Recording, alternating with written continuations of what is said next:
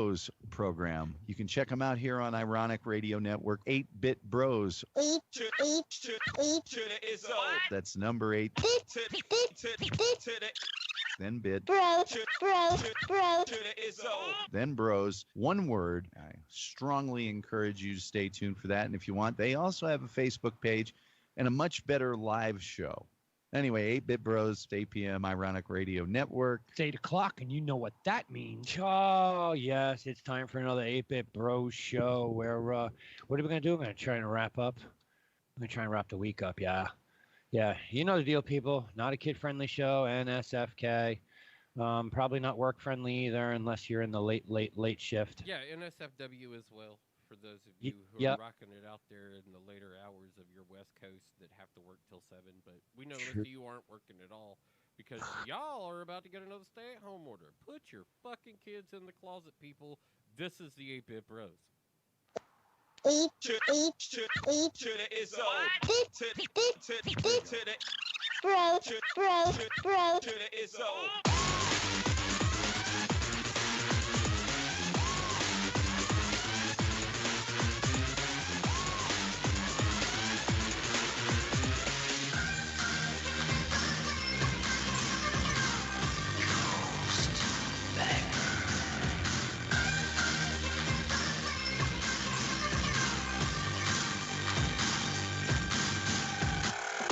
What you just said is one of the most insanely idiotic things I have ever heard.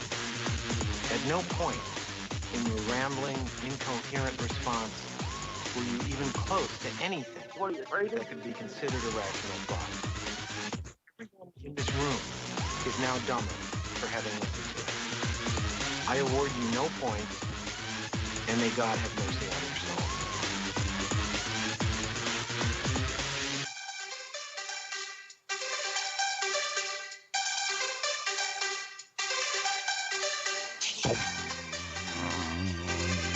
Yeah. Oh, how do you like that? Yeah, we like it. Oh, God. Yeah, feels good. Yeah. Yeah, 8-Bit Bros. Thursday, late edition. Yeah, late edition. All of those things. Yep. Centerbox gets a X tonight. Yep. Well, actually, Centerbox right now. Centerbox has got an X and a 7. Yeah. Saying that. Yeah. Well, whatever. Anyway, no rent. An X and a J7. Yes. Well, the J you can barely say, but yeah. No rent tonight. Happy birthday to Maximus Prime. Yeah, man. Big shout out. 18. I told him, I said, I hope he gets a full day on the sticks. I don't care whether it's the drums or the game controller. Yeah, wrong layer. Oh, I know. No, I know. I've got the right layer now. Yeah, you got to move that background over another notch because you slid it out. Oh, I did. But yeah. Yeah, but you can see the edge of the ship popping out of it. Yeah, I know. I got to get back up there to J7 to blink. Yeah, I know. Layers, I know. Layers. And like everything, layers. Over here in the left box, me, Web Boy. Wow, my video actually looks pretty good tonight for some strange reason. But it's me, Web Boy. You know that by now. To the right, it's that way. I hope I'm pointing the right way on screen. 846 miles south. The one and only Thumping Loud. That is not the right way, but it's... That way is off screen, and I know, it's that way. Is towards you. Yes, I'm yes. Up top tonight, we've got Digger. We got Mike Digger Jones in the house. We're double boxing tonight, though, because J7's potentially going to be popping in here. Yeah, she's a late arrival now. Wait till we get back to the studio and she pulls that shit. She's not going to be able to pull that shit. Not for anything. She's enjoying the time off. She's enjoying her COVID lockdown. I mean, it's everybody else. Yeah, I was going to say, it's a life that has gone on long enough that people have adapted so much to it. Yeah. It's like many people are working from home. I didn't think that many people would just work at home for that long. Not for anything. The funniest thing about COVID is I've been sitting home for well before COVID, and then all of a sudden everybody else ended up home too, and I'm like, yeah, I think I need to go get a job that's going to have me out in the world. and I'm looking for a job in the postal carriage like area where I'm like, just please frontline me right immediately. Can I just get out there and just because these fucking people at home are on my nerves. Come on, fix my Nobody background. knows how to. What do you want me to do with it? The main background layer is too far to the left, and you've got you put clouds in my beautiful clear sky. I got 2 clouds there. You put clouds in my sky. Nobody else did. You didn't put clouds in yours. You just put them in mine. No. White puffy cloud. They're actually in everybody's, because if I move the whole... Yeah, I know. If I move... I know. And I got clouds in mine, too. What are you talking about? You got real clouds, but the background, you got to... You work on that. You fix it. I What do you... fixed it. It's done. Okay, what do you want to talk about tonight? Anybody got any ideas? What do you got? I had some good shit, man. I was actually kind of excited about fucking putting my little shit out there and hoping that we would engage in a decent bit of conversation over that type of thing. But you, I think had to go and turn into the fucking absolute fucking shithole.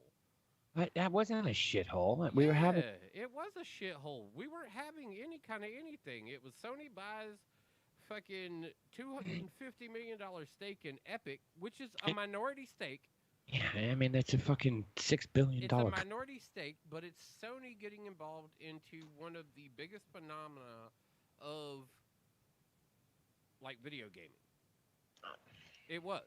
And moderately to some degree actually still is, especially now that they've had Ninja come back, as well as at least now streaming currently on YouTube. But there seems to be a market right now where he wants to see what kind of engagement he's going to get on what platform. He wants to see what kind of engagement he's going to get on what platform. And when he likes what he's looking at, because I think he's going to do a Twitch broadcast here in the very, very near future. Yeah. And it'll be interesting to see the community engagement because, what was it, 172,000 is what he peaked at on YouTube? Yeah. And they're saying that the speculation is that he'll see 200 plus on Twitch. I never know, man. I mean, see well, that. No, nobody knows. But the speculation for the market is saying that Twitch is still the big dick in this yard, and that it doesn't really matter what they think they're going to do over there at YouTube. YouTube was a platform that was built for video, and Twitch was built for live in your face. And that's the market that I think they're hedging on right now with the gamble. And I think Ninja's smart enough. We know from the Mixer deal making $30 million that potentially he is smart enough. And not for anything, he that $30 million paycheck a couple weeks ago, that gives him as much time as he fucking wants to do whatever the fuck he wants without having to worry about signing any kind of deal with anybody.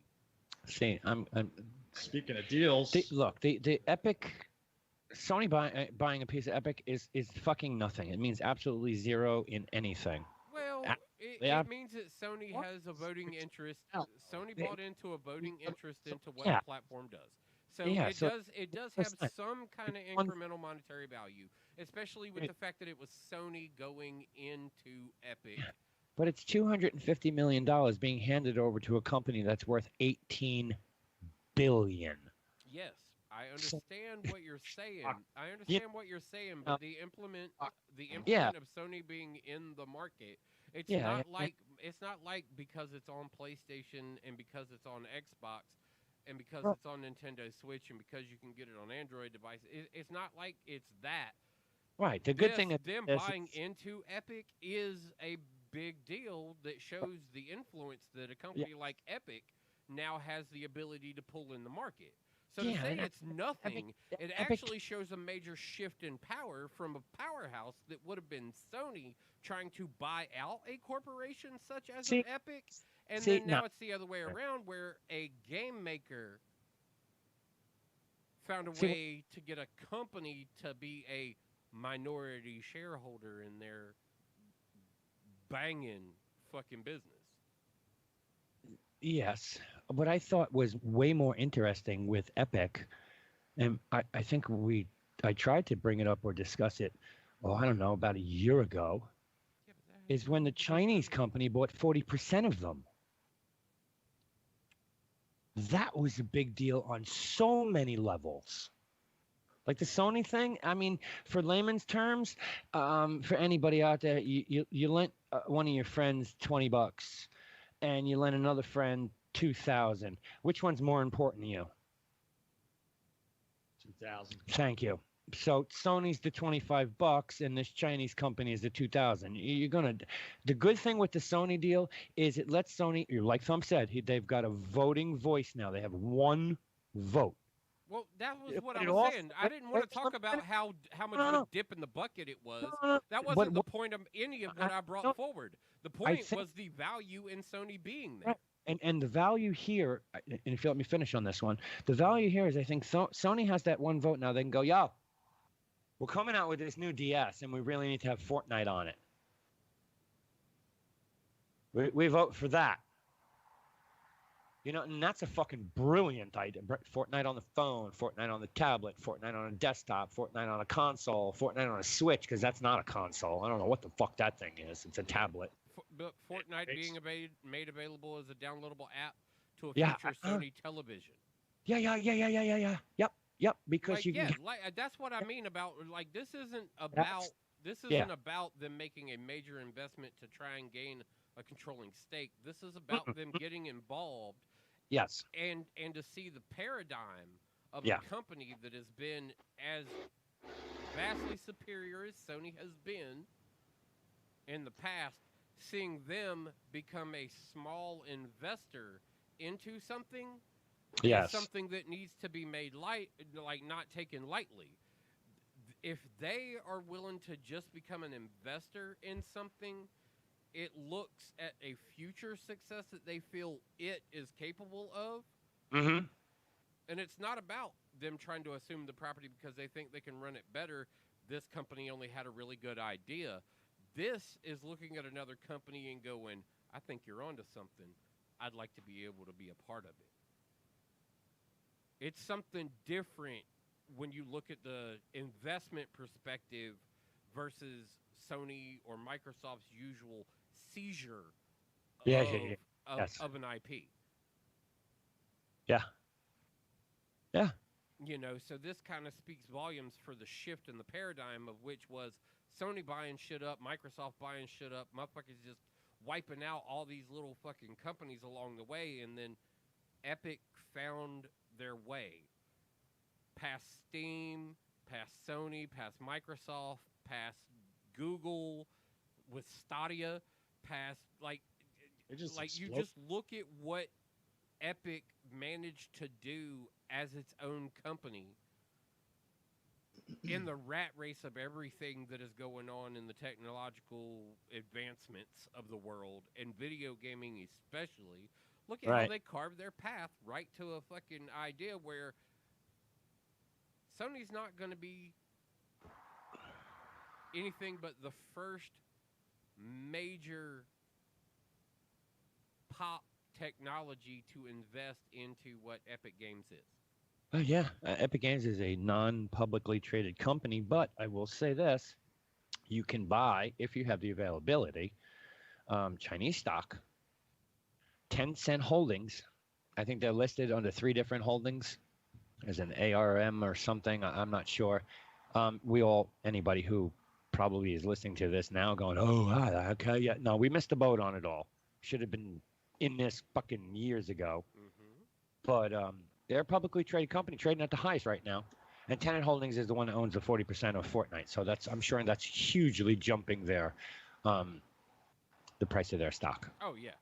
If you can trade that, like I said, you can get if you haven't, what is it? E-Trade, TD Ameritrade, whatever the fuck that used to be. TD Ameritrade. Yeah, Ameritrade. You can. Who is that now? It's TD. It's TD Bank. TD Bank bought Ameritrade, but it's still Ameritrade. If you have an Ameritrade account, well, you can fucking buy and sell that stock left and right. But yeah, I believe they're listed under 3 different 3 different fucking ticket symbols or some shit. One's about $71, but it don't move very much. Anyway, no, it's a good deal for Sony. There's no doubt about that. It's a good deal for Epic because it's more money in their kitty. And it's a flashy, fucking, sparkly fucking diamond to sit in your fucking hat too. Yeah, we hope that's the case. Yes. Well, I mean, when you look at the picture of how that economic system would work, Sony is a flashy title to have attached to your investment. Especially if it's an underwriter on a minimus perspective, they're just like, yeah, we'll give you a fucking shout. Okay, I did not know this, and I just learned this right now, but Tencent Holdings is actually part of the BAT, B-A-T. How funny that a Chinese market would be. Yeah. Whereas we have FANG, which is what? Facebook, Amazon, Apple, Netflix, Google as the top tech stocks. The BAT, the T is for Tencent Holdings, but it's also fucking Baidu and Alibaba. So yeah, that's the 3 fucking biggest stocks in the entire fucking Chinese Hong Kong. Tencent is the one that everybody's had like a certain degree over the past like 2 years had a certain degree of issue with. It's what we found out with the Amazon issue about companies having not Amazon, the Instagram issues that have recently come out. Oh, the TikTok. Yeah, and TikTok being pulled everywhere. Instagram also being.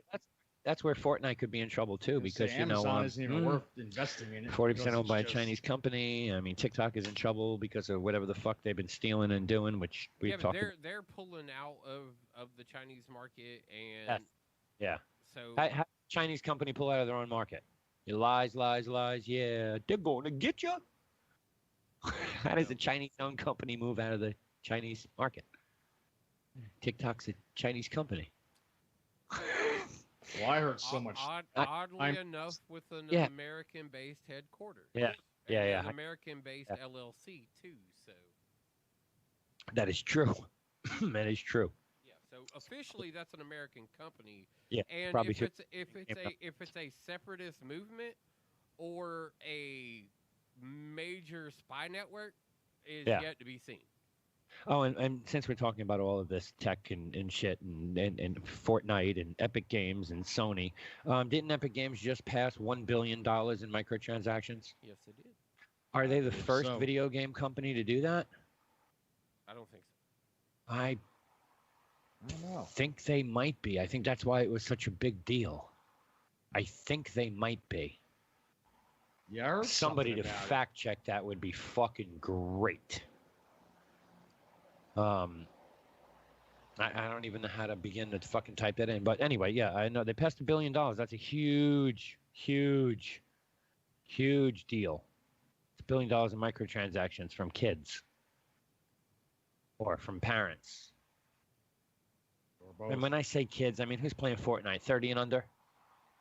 Basically, yeah. 30 and under, Thump? Yes. Yeah. And millennials, and then what do you think their real hardcore everyday gamer base is? Children, middle adult, children, teenagers, adult, middle adult. I mean, can we break it down in 4 groups? Is that fair? Teenagers, middle adult. So 16 to 25-year-olds, or 16 to 30-year-olds. Yeah, I'd probably say 16 to 30. Yeah, I think 13, without a doubt. Up to, let's say 13 to 33. I'll give you that 20-year swing right there. I mean, that's got to be the cash base coming out of that game right there, period.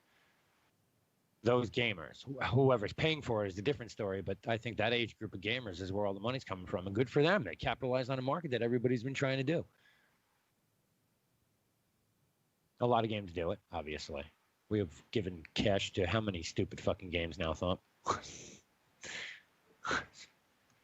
Card games. Yeah, fucking. I mean, there's quite a large variety. I mean, I'm an iRacer currently. So. Oh yeah, well yeah. So you're on subscription based. Yeah, well, subscription based, and I buy tracks, and I buy cars, get sucked and on I buy DLC every. Yeah, it's all microtransactions. Season. Yeah, it's all microtransaction. I mean, and then there are other people who play games like Star Citizen, which is actually, if I'm not mistaken, I think Star Citizen is over $1 billion earned in their company, and their entire thing is a startup. So I know it's not through microtransaction that they are able to guise through subscription and all these other things.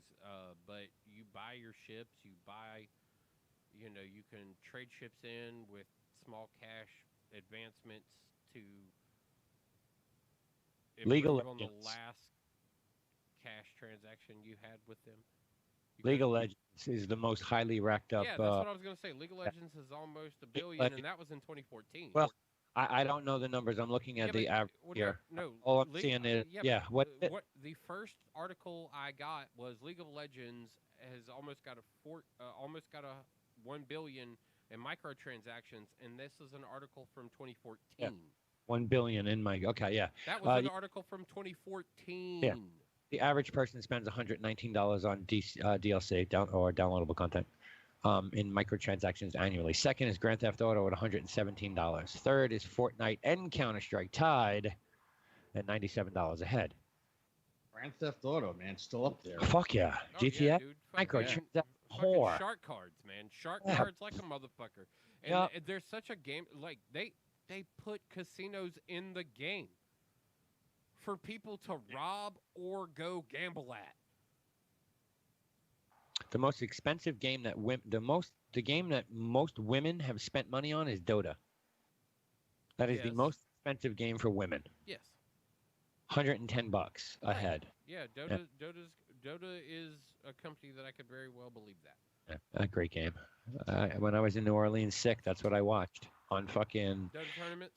Esports. Yeah, I was watching the Dota tournaments all night long, laying in bed, fucking crying like a little baby because I was sick as a dog. Yeah, that was Corona. Well, that was probably fucking not Corona. The one before that. Swine flu. Oh no, you never know. H1N1. Yeah, I had the swine flu. I had the Heine. No, now the swine flu is supposedly coming out. H1N1 was swine flu at the time that was the first time he was sick. Yeah. Yeah, I probably had the Heine. That shit almost killed me. I'm sorry. I don't care. And that's not being a whiny little puss. That shit almost killed me. Oh, yeah. Yeah, definitely not being a whiny little puss, even though you're a whiny little puss. But... I can be, yeah. You were out for basically a whole week, too. I was down there for a week, and I fucking went and got steroids shot up in me, and after 3 days, I was trucking through it. I mean, I was still spitting up a lung and walking behind everybody to make sure, A, they didn't see that. Yeah, but we saw it, and we called him on all of it. We were like, God damn it, dude. What the fuck, man? I mean, just get your fucking shit together or say you're not well enough to fucking be here and walk the fuck away. We're like, quit fucking half-timing. I only lost my shit once at the Saints game. I lost my shit once before we were going into the Saints game because I felt like everybody was fucking on top of me and I wasn't feeling well and I was getting attacked and I was like, everybody needs to back the fuck off. Yeah, just back the fuck off. He's like, all the are being so mean to me, and we're like, fuck you. And I was serious. I was at the breaking point. I was seriously at my breaking point. We're like, fucking Team Hofo, motherfucker. Hop on or fuck off.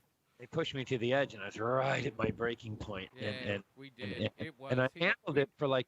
We knew he was miserable, but we just wasn't going to let him fucking get the free ride on it. We were like, look, we understand you're miserable, but you don't have to be miserable here.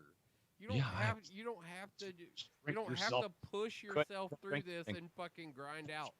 You don't have to do that. And so we did. Yeah, we know Webb is going to go one of two ways. He's either going to fucking take it or he's not. And so we told him he didn't have to fucking take it.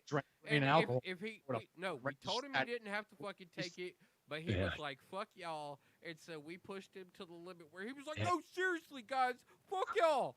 Back the fuck off. Leave me. Just back the fuck off. I started on the beer thing, and then I went to the frozen walkie drinky thing. I moved from Beer Island to fucking frozen walkie drinky thing. That didn't work, and then I finally found a happy medium where I could drink and not feel like I couldn't have to. Every beer I drank tasted like a metal can. Dude, so I switched to White Russians. I was gonna say the weirdest turning point for him was when we all went to the restaurant. It was me, him, IDK, and my girl one night, and we went to the fucking restaurant, and that was where he got his first White Russian. Yeah. He was like, "Let me get a White Russian." We had that. Like, I think 3 of us at the table got White Russians before our meal. Yeah. And he started really kind of settling himself in after that. We went to that restaurant twice. Yeah, man. That place Yeah. is fucking banging. I don't know the name of that place, but I know exactly where it is. But when I switched to the White Russians, I was better. I could drink without feeling like I was eating a tin can. Yeah, You know, it was, 'cause you got it out and of a then glass. food started to taste a little different, maybe because I was coating myself with all that milk. I drank so many White Russians, I drank the milk out of 3 bars, period. Yeah, he's not kidding. The one I lost my, Here comes the did I, milk, is that when I man. lost my phone? They're gonna call it- Yes. That was Yeah, the next same time trip we I go. lost my phone. Whatever bar that was, I drank them out of milk. I drank the Copper Monkey out of milk. And what was the other one? The 504? Oh, the I'm an adult bar. Yeah, I drank them out of milk. 3 bars, no milk for like two days. The I'm an adult bar though is the place we were also sitting when Ren got his phone back. Yeah, so I went and got yeah, Oh, you lost his yes. phone down there. No, no, Ren lost his money. Yeah. I lost the phone, but the phone was Ren's phone. Like he had a Google Pixel and Yeah. he didn't need it anymore. And I was like, well, I don't want to buy a phone yet because I don't know what I want. So let me borrow yours for a year. You know, till the new phone. See what came else out. is coming out, and I'm looking Right, at no some way. things. Yeah, so I used his phone and I lost his phone down in fucking New Orleans. But and it was funny because I remember the bar. I totally remember the bar. I can't remember the name of it right now. It was right across the street from the Copper Monkey, or Yeah, on the corner yeah, I can't remember that. where all the place. live music was. Right. And I go over there and I'm like, yo, I think I lost my phone here last night. The guy's like, yeah, we got a phone. It's like, it's an iPhone. I'm like, no, it's not. Looks just like an iPhone. It's a Pixel. You know, it's in a case, blue case, Yeah, it's blue got the same Pixel, shape. clear It's case. a blue pixel in a clear case. Same kind Yeah, of blue. design. So the guy's like, oh, I don't know. He's like, tell me what's on the lock screen. I'm like, all right. I'm like, is this really hot blonde in this outfit, opening up her jacket, showing her lingerie? He's like, okay. that's your phone? I'm like, yeah.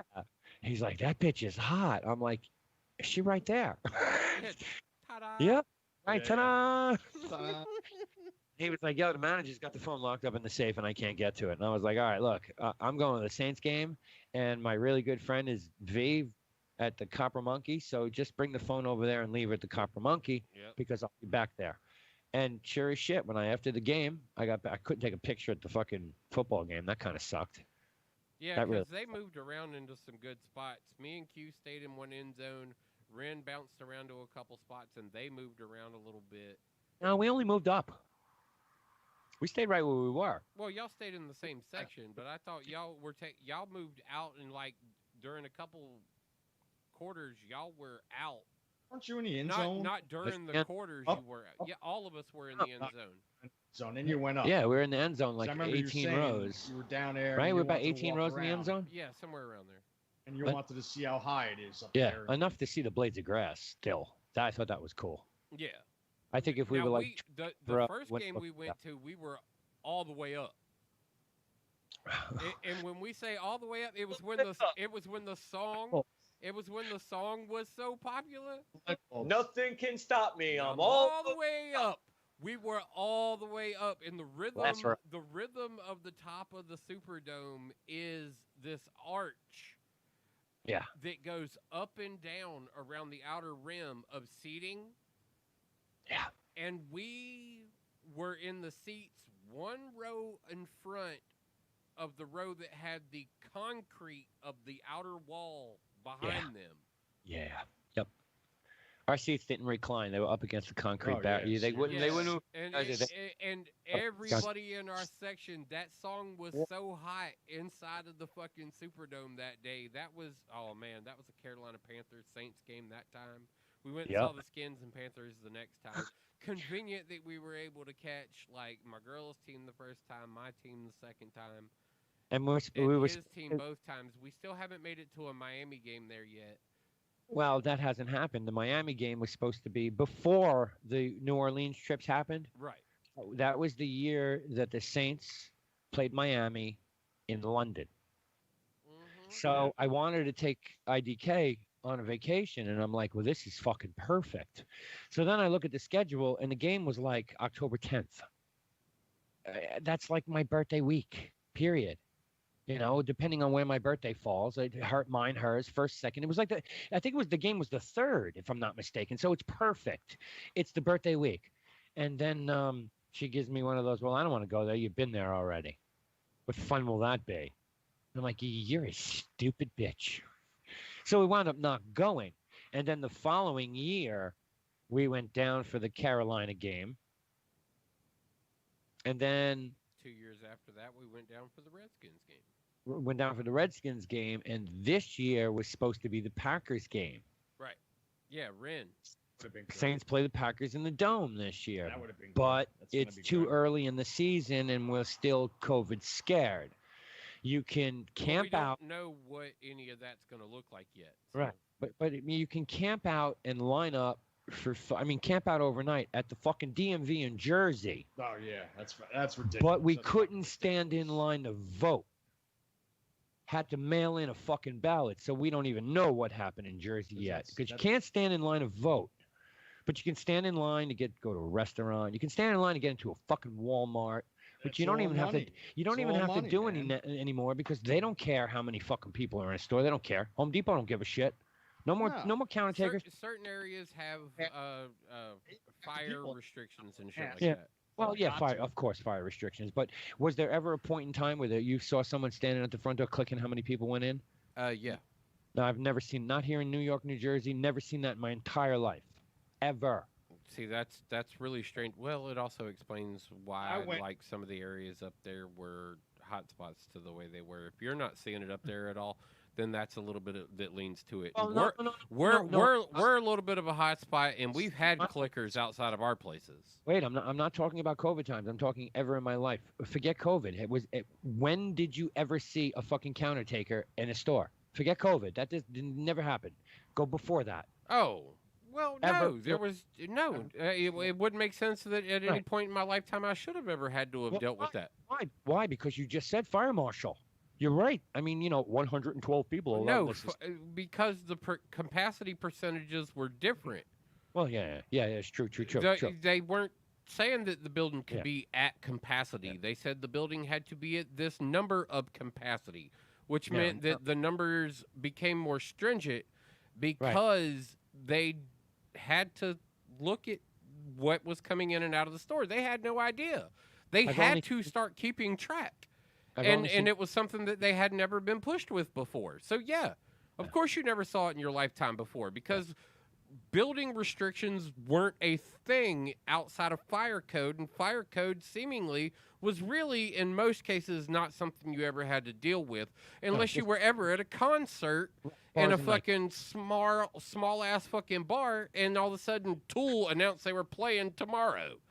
I'm looking at fucking Digger over here, and I'm just gonna say Birch Hill nightclub. Oh, jeez. How many times you get thrown out of there because the fire marshal came and shut it down mid-show? Shut it down. Yeah, but see, that's what I'm saying. Like, those are the only times that you've ever had to deal with moments like that, and COVID presented a new situation. 3 times for me. One of them was the Deftones. They shut that place the fuck down. But no, you're right. Right now, what I'm seeing is like my Walmart here. I have 2 Walmarts. Do they do it? So the one over here, no. But the super Walmart does it. They might they do because I just went. I've gone there. They do it. None of the supermarkets. Walmart sucks over here. None of the supermarkets. No. You Walmart. Not Walmart. ShopRite, Acme, Whole Foods, whatever your grocery store is. Yeah, and we don't get counted there. No. Oh, see, no. I watched a motherfucker in BJ's take a package of bacon. Oh, BJ's. Okay. They sell everything by, 3 in a box. Yeah. So he's like, well, I can't see what the bacon looks like. It's some honey maple shit. And I get it. I want to see what the bacon looks like too. Is it thick cut, thin cut? Because this is in a cardboard box. This motherfucker opened it, took the packages out and go, oh, yeah, okay. Put it back in, closed it, and put it back in the fucking, boom. Dude, I walked into BJ's last weekend. No gloves? And it was touching shit like that? And it was like wall-to-wall people. Taking the inside packaging out of the outside packaging? They were trying to separate you up at the front counter. Yeah. But walking around that store, I'm like, what the fuck is going on, man? You got groups of 5 people walking in packs, talking to each other. You'll see like one here, one there that doesn't have a mask on. Yeah, I've seen quite a few people get thrown out of stores for that, and you're a fucking idiot if you're not wearing a mask. don't I know. mean, I had a pretty good post and come that's out. where it's coming from. It just gets in the air and it's humid. Yeah, And now's the worst time. droplets, Yeah, when it's humid. Now's the worst time not to be wearing You're a in a mask. room with like 50 people. Not happy about having to wear it in you're public, done, but man, because 1 out of 50 is gonna at least have it. just wear a mask. I mean, it's Wear a mask. Just wear a mask. All right, let's take a break. I want to get another beer, smoke a cigarette, take a what's the proper way to say it? Is it still a bio break or is that racist now? Because I'm only referring to one part. I have to take a human break. That's not racist, right? What idiocracy are you fucking speaking I of don't just know. to fucking spark some shit? A bio break, really? To try and even remotely refer to it as racist was you being racist. Well, bio, it's got to do with science, and I don't know. I don't want to piss anybody off anymore. You're I'm such a snowflake fucking now. idiot. I'm a snowflake now. I think we're good on that one. I'm a snowflake now. Didn't you see my post today? He's such an idiot. You're such an idiot because I put a post out on Facebook from 5 years ago. I posted this post 5 years ago, so it was a memory I posted. And it said, breaking news. CNN reporting that Taiwan is banning the cotton in the bottles because picking cotton is racist. I remember that. Yes, I know. It was so many years ago.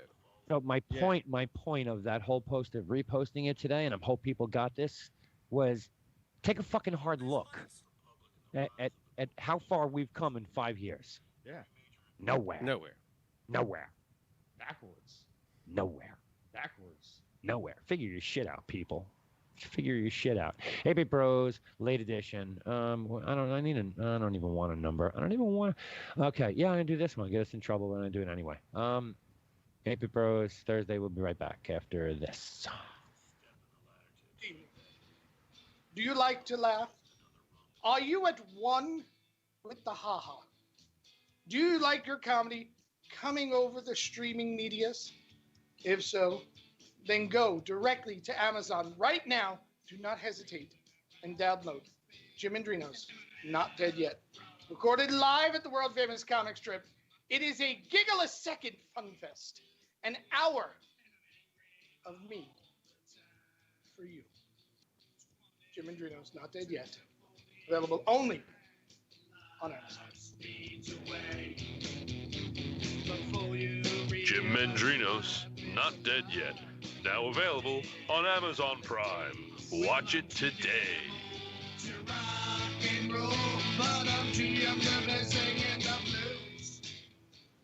Hi, I'm Snowy Angel. And I'm Kinky Candy. Have you heard of Spunk Lube yet? Oh, you have got to get it. I mean, really, it's the lube that everyone's talking about and everyone's gonna want. Look at that. It looks like real cum. Yeah, I mean, how can that get better? I mean, it's nice. It just feels so good when you rub it all over yourself. Everywhere. And you know what gets better about it? There's different kinds of Spunk Lube. They actually have hybrid. Yes, and they have different colors too. Like they have pink and yellow and even green. Like, what can get better than that? If you want like the kinkiest, spiciest nights, yes, Spunk Lube. Oh, hell yeah. Get spunked today. Get today at spunklube.com. That's right, spunklube.com, and don't forget it. Get yours right now.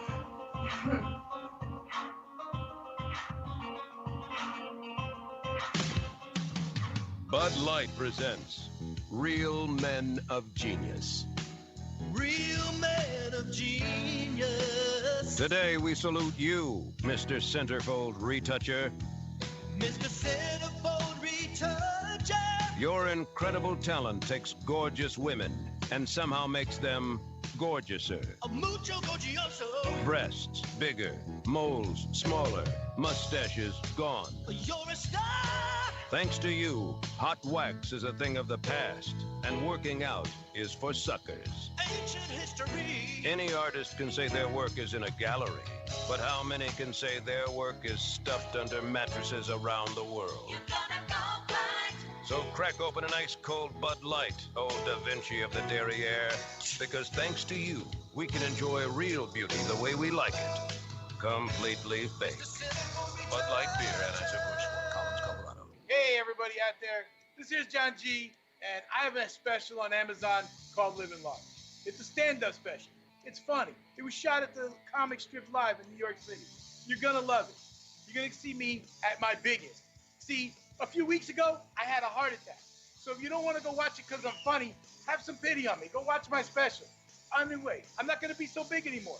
No more living large. I gotta lose weight. They want me to take off pounds. I don't want to take off pounds. I love food.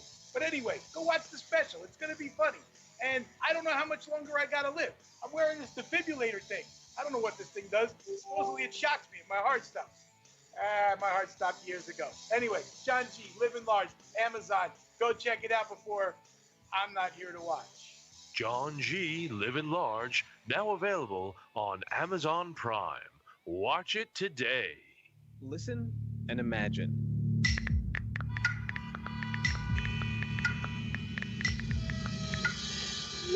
It takes 5 seconds to send a text, and for those 5 seconds, you're driving blind. Life is worth more than a text. Stay alive. Don't text and drive. Visit StopTextStopWrecks.org, a message brought to you by the National Highway Traffic Safety Administration, Project Yellow Light, Noise, and the Ad Council. You got something you want to get off your chest? We want to hear it. Call in 917-720-3038. The Ironic Radio hotline is now open. Ironic Radio, well, isn't it? Why men great till they gotta be great? Woo! I just took a DNA test, turns out I'm 100% that bitch. Even when I'm crying crazy, yeah, I got boy problems, that's a human in me. Bling bling, then I solve them, that's the goddess in me. You could've had a bad bitch, not committal. Help you with your career, just a little. You supposed to hold me down, but you're holding me back. And that's the sound of me not calling you back. Why men great till they gotta be great? Don't text me, tell it straight to my face. Best friend set me down in the salon chair. Shampoo press, get you out of my hair. Fresh photos with the bomb lighting. New man on the Minnesota Vikings. True hurts needed something more exciting. You tried to break my heart, oh that breaks my heart. That you thought you ever had it, no you ain't from the start. Hey, I'm glad you're back with your bitch. I mean, who would wanna hide this? I will never, ever, ever, ever, ever be your side chick. I put the singing single, ain't worried about a ring on my finger, so you can tell your friend, shoot your shot when you see him. It's okay, he already in my DM. Why men great till they gotta be great? Don't text me, tell it straight to my face. Best friend set me down in the salon chair. Shampoo press, get you out of my hair. Fresh photos with the bomb lighting. New man on the Minnesota Vikings. True hurts needed something more exciting. I'ma hit you back in a minute. I'll play tag, bitch, I've been it. We don't fuck with lies, we don't do goodbyes. We just keep it pushing like aye, aye, aye. I'ma hit you back in a minute. I'll play tag, bitch, I've been it. We don't fuck with lies, we don't do goodbyes. We just keep it pushing like aye, aye, aye. Wild men great till they gotta be great. Don't text me, tell it straight to my face. Best friend set me down in the salon chair. Shampoo press, get you out of my hair. Fresh photos with the bomb lighting. New man on the Minnesota Vikings. True hurts needed something more exciting.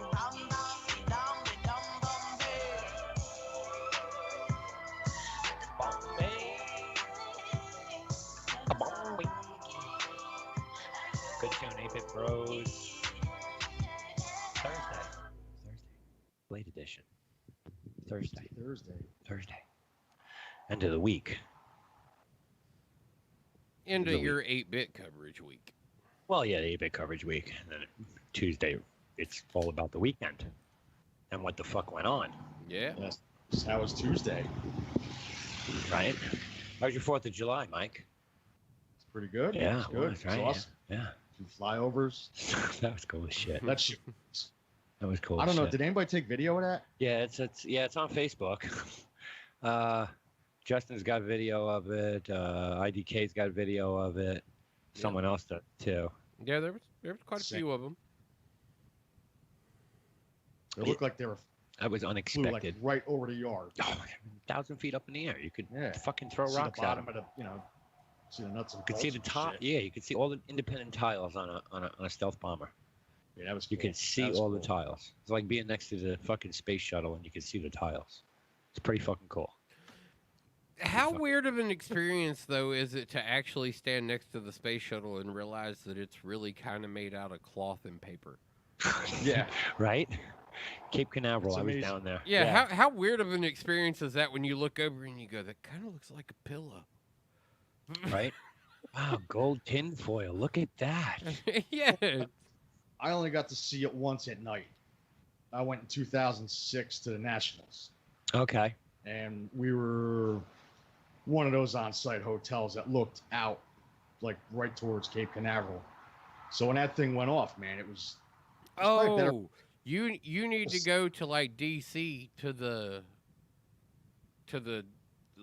space centers or to the space center and take the tour through the facility. Yeah. Because when you go through there and you're literally standing like 10 feet away from something that's went to space and come back, it is weird how much it looks like it's made of cloth and paper. It doesn't.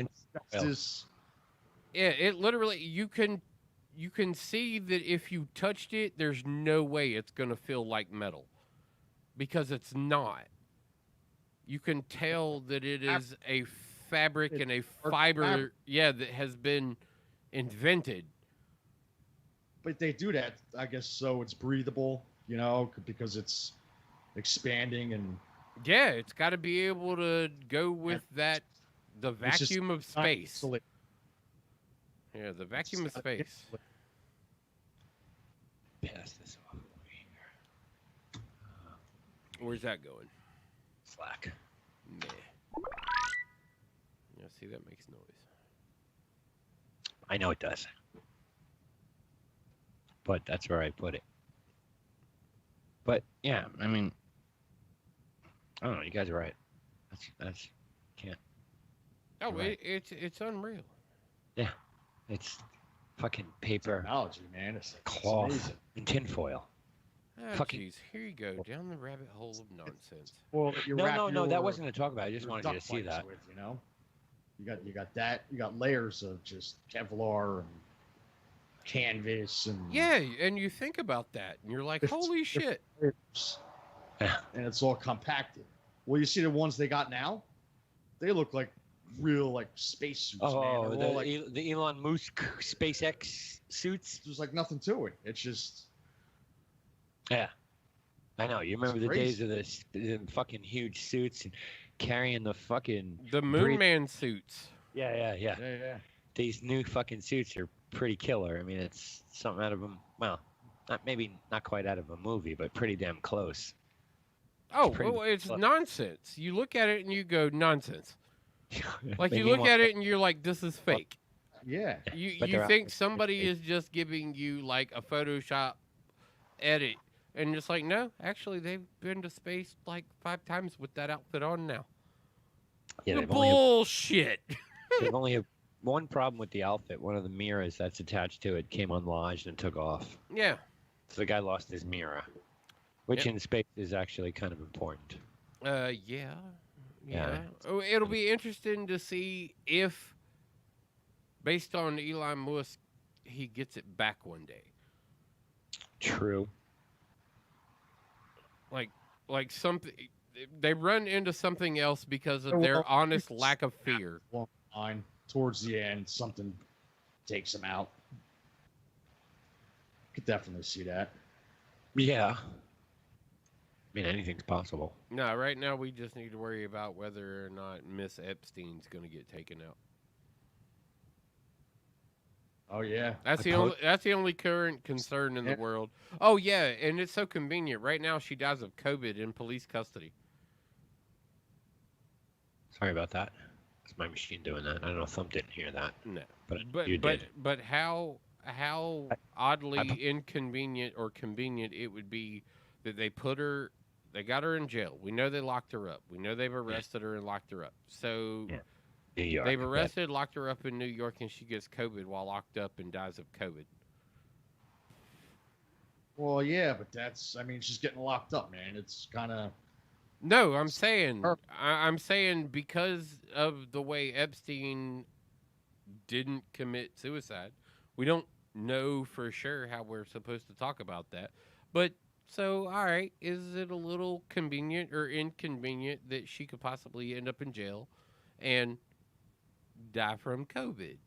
Whether you believe it or don't believe it, because there's so much speculation about the ability to die from COVID and what's accredited to it. Oh, this person had stage 4 cancer yesterday, but guess what? When we did a blood test, they had COVID. So guess what? Today they died from COVID. Yep. You know, so whether, like, whatever the speculations could possibly be, I mean, what do you do in the moment? Oh, well, what if she dies of COVID? You know, there is a pandemic. She is being locked up in a prison. I'm more interested to see what happens on the other end of her existence if she gets to actually speak and put out her information. I'm sure they're gonna want some kind of a statement from her. I posted Epstein's little black book on a thread on fucking Facebook the other day. There are some names missing out of that book. There's like been a whole page removed. Yeah, but we also know, based on the recent documentary, that there are definitely videotapes. Oh, yeah. She's got them all, allegedly. Well, like I said, whether or not she has them currently, I mean, I'm sure she's smart enough to have a certain bit of control over that situation as well.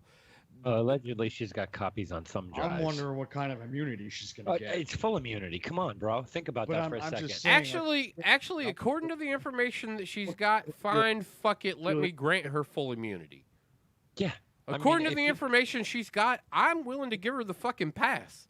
Yeah. And then the problem becomes... Well, because she'll take down a whole empire. Because I would be very interested to see if she's allowed to do that. Yeah. And then we're faced with the issue of the great cover-up. I mean, she would go away for life, but I'm just curious what they're going to offer her. Are they going to say, all right, 15 years? She's not Tekashi 6ix9ine, okay? She's not getting that kind of deal, and she's not going to come out of jail and sell 1 million fucking books, okay? I'm just saying. Serve a day in jail because she's got all the shit, and if you want it, I'm not fucking serving a day. And then here it all is, and you can do what you want with it. Because if any of the thoughts we have, and I'm talking rational human beings, not your conspiracy theorist assholes, anybody with a rational thought, this goes so far that people are going to be like, oh, no, we're going to have to cover that up. We'll release this. But, I mean, do you really think the United States is going to turn around and go, yeah, we're going to let you say in court that Prince Edward, Prince Philip, whoever the fuck prince it was at the ranch, and here he is on tape getting a fucking handy from a 14-year-old. Do you really think that our government would release that? They would release our government would release that according to the demand that they would put on other countries. And I think someone in the Supreme Court would get on a fucking plane and go straight to whomever lives at fucking, what is it? I forgot the name of the 5 Downing Street, knock on the door and go, I got this thumb drive right here that we just got from this witness who we're giving full immunity to, and we really need to sit down and watch this. And how much are you going to pay the United States? How much debt? Well, that's what I'm saying. I think there is a level that I believe if the U.S. possesses that information. Oh yeah. There is this person. Where is WikiLeaks? You need them now. Yeah. Because this is a moment where you're sitting here and going, oh man. Yup. The people involved that they're talking about speculatively. These are just rumors. And they're everywhere. Everywhere. Epstein was literally the blackmail genius. If even a quarter of what is speculated is true. Yeah. Even a quarter of it.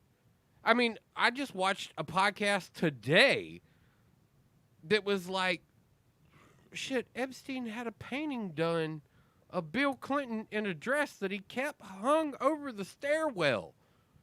Inside the fucking mansion there at the fucking island. Yeah. What kind of statement is that? What kind of statement is that? I'm sorry. Look, bud, if you and me went somewhere and did some shit, had some ultimate whorish fucking things happen. Yeah. And then you came and visited me and I had that a painting of you in a dress. Yeah. Hanging over my steps, laying in a Chase lounge, just chilling.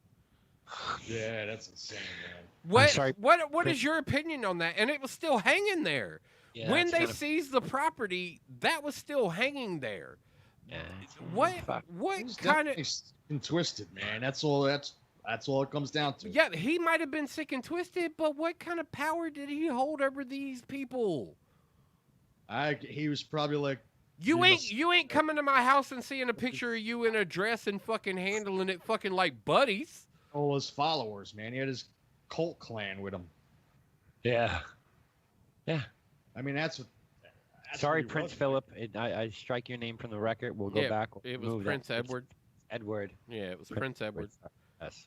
Allegedly. Remember? Well, allegedly, because he says he doesn't really remember that. Yeah, he's been there, but no, it can't be true because you don't sweat. I mean, they were probably all the remember money he don't sweat. Yeah, he's got a lot of different variants to that story. He also pulled his royal impunities.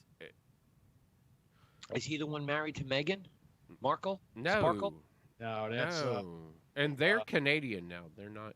Well, yeah, because Yeah, they they left. defected. They left. So something's going on. They got the fuck out. When in your life have you ever heard of a prince? A royal leaving the court? Yeah, exactly. You never hear of it because nobody's ever really. I mean, no, I don't know. It was look down on it. The only time you leave is when you get thrown the fuck out. Right. There have been several that have been told to leave, but there's never been somebody who looked at the queen and was like, I think we're just gonna go it alone right now. Yeah. Peace. Yeah. We We're out. out of here. Yeah. Yeah. Yeah.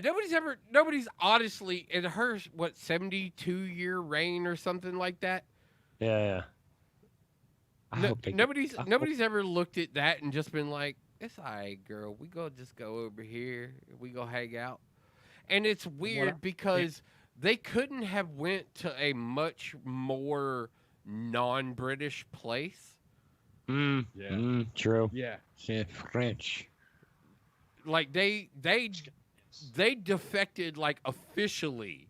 Oh, we are not French. And they was like, nah, we're just gonna fucking take our chances here. You know who I hope gets taken down in all of this, and it would be really bad for the country. The United States would really look bad. Not that we don't look bad now, but it'd be fucking worse. Is if they take down the Clintons and all of this. That's what I'm saying. Yeah. Yeah. His picture, his oil painting above the stairs in the dress, that speaks volumes. And you don't. The idea that it still fucking existed and we know he was there 26 times. Who the fuck are they paying off, man? They're paying off the world. Clintons. But everybody's about to try and elect another one of their buddies. That's the painting he's talking about. Yeah, man. In the blue dress with the red heel. Bill chilling, right? Yeah. Motherfucker. Devil with the blue dress. Yeah, exactly. Yeah, that's the painting he's talking about. Yeah, man. It's fucking crazy. That's crazy. That's insane. It's crazy. Now think about it. You got that kind of balls. It's like, who would do that? This dude that you have the painting of is an American fucking president, and you got a picture of him in a dress hanging on your fucking stairway. Because you're like, fuck you, bitch. Fuck you, bitch. I own you. Fuck you, bitch. You can't do nothing to me. Picture was taken through the doorway at Epstein's $56 million home in 2012. Wow, he was president. That's the other problem. If you look at the books, see, this is what's going to get them fucked up, is because accounting and flight manuals have tracked all of this stuff, and that information is already out there. So now it's about getting true corroborative evidence to back up these paper trails. Because do you think all those logs are legit? Hey, Digger. He was Bill Clinton through the first part of his travels to the island. And then on the manifest, he became President Clinton, and there are photographs and video of him arriving on a private jet with no Secret Service as president to the island. Yeah. The painting it was done well. Epstein just purchased it. The painting was done by an artist who does, I guess, characters. He mocks characters. Yeah, he mocks for lack of a better term. Okay, he mocks the situation. So putting Bill Clinton in a blue dress with the red heels on is a mock at the whole Lewinsky, that the blue dress with the cum stains on it. He did President Bush sitting in the Oval Office, like kneeling or sitting Indian style, with two Jenga towers that have fallen, and he's throwing a paper airplane, and it's in reference to him manipulating the towers to start the war. Right. You know, so I mean, so it's independent of the Epstein thing, but the fucking painting is hanging in Epstein's house. Exactly. More what I'm saying is we don't care about the satire of the situation. It is directly related to the owner of the picture, and when it was acquired, right? Bill saw it. Yeah, Bill saw it in that hallway. Oh, I'm sure he did. Oh, yeah. Yeah, I want to see if they go down. Anyway. There's going to be a time where they all crash and burn. Well, if the Biden situation actually provides to be anything, it could topple that whole situation. I listened to his press conference rally today. Teflon for guy's a fucking idiot. It's going to be that one thing that just... Dude, what is this speculation about the fact that, like, if Biden gets elected, it is going to purely be to just hand the office to his VP? Yeah, there's rumblings. There's rumblings. Well, I'm hearing, that's such a crazy fucking idea. But what are we talking about? Like, with the real probability of that, what country are we? What country do we become though if that actually happens? Same country that rigged the last 2-3 elections. No, I'm talking about from a personal standpoint, from like you and Digger and me and what does your city look like at the moment that a president goes, yeah, I won the election and here is your new leader? Well, it depends who gets the VP. Right now, the alleged front runner is the governor of New Mexico. Right. Oh shit. I wanted Tulsi Gabbard.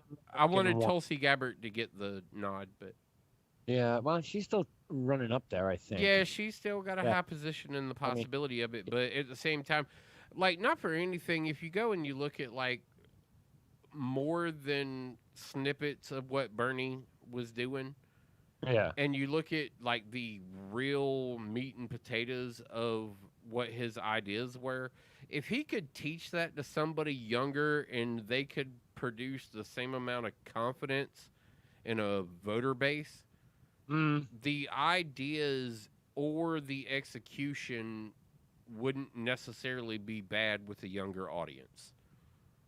But because it's Bernie and it's another old guy who it just becomes like to us along the older and middle realm of things go, I don't know, man. I'm kind of not feeling the old man thing anymore. That's an issue. I've said that for years. I mean, it was nice when Clinton, a younger president, was elected, but he seemed to fuck everything up too. Well, then there was the Obama situation, and he was a younger president, and you saw what the office did to him. You humanized Obama, though. That was, I think, that was another problem that really come with Obama, is we humanized the office of presidency so much because he was just a chill dude hanging out with the people. Chicago.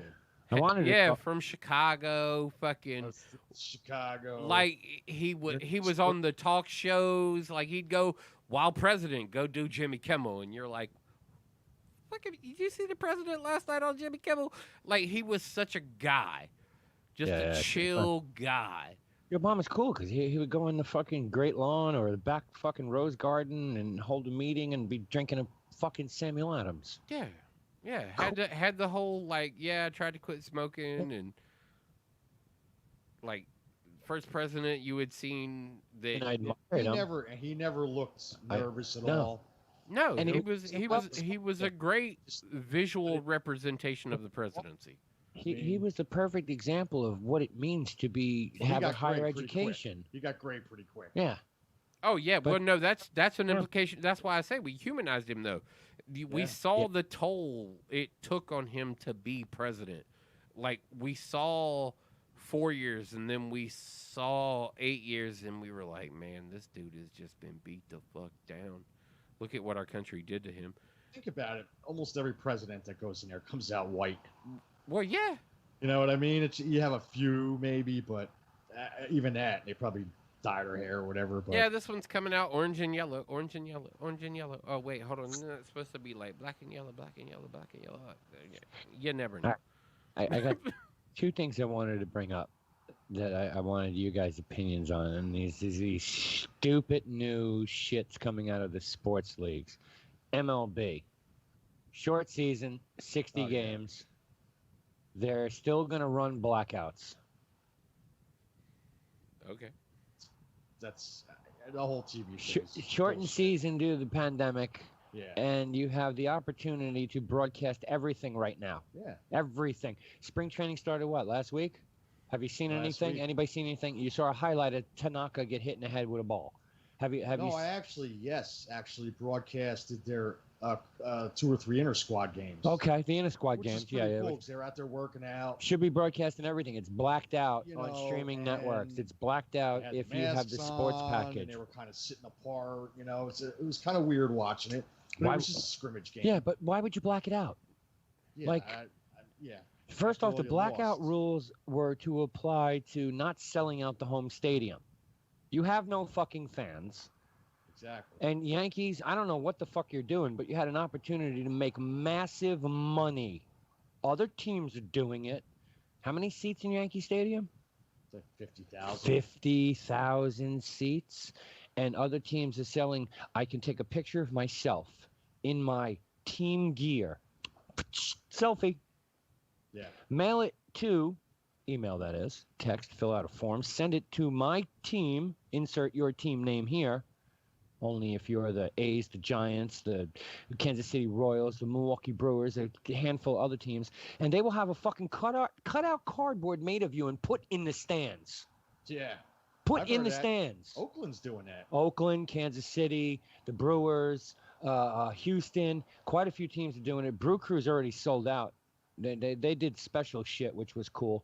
But you can $40, $49 for a cardboard cutout of yourself. Yeah. What other teams are doing is for $109, they'll put you in foul ball territory. And if a foul ball hits your fucking cardboard cutout, they mail you the ball.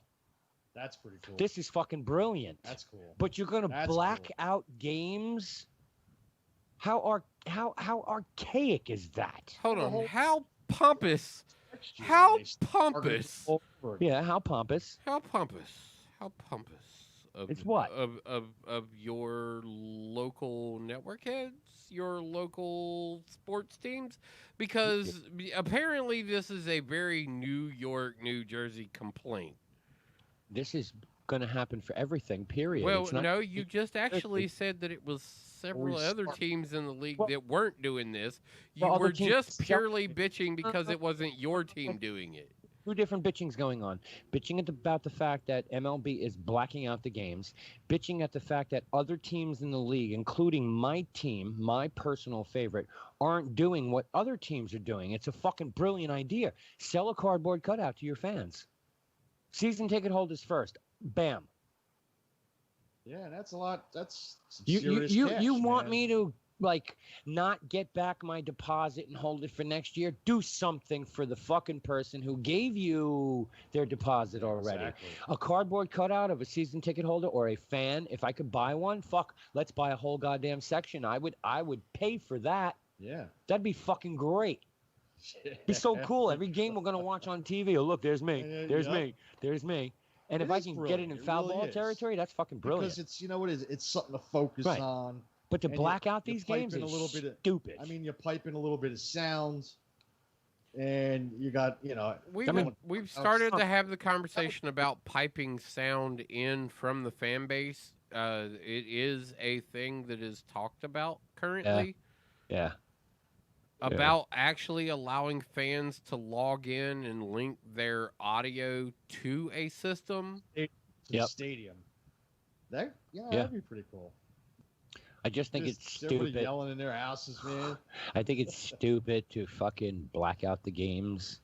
Oh, look, not for anything. The MLB, I told you a long time ago that when we first started, I told you when we first started talking about the MLB and what they were going to be doing over this next time period, their season was a wash already.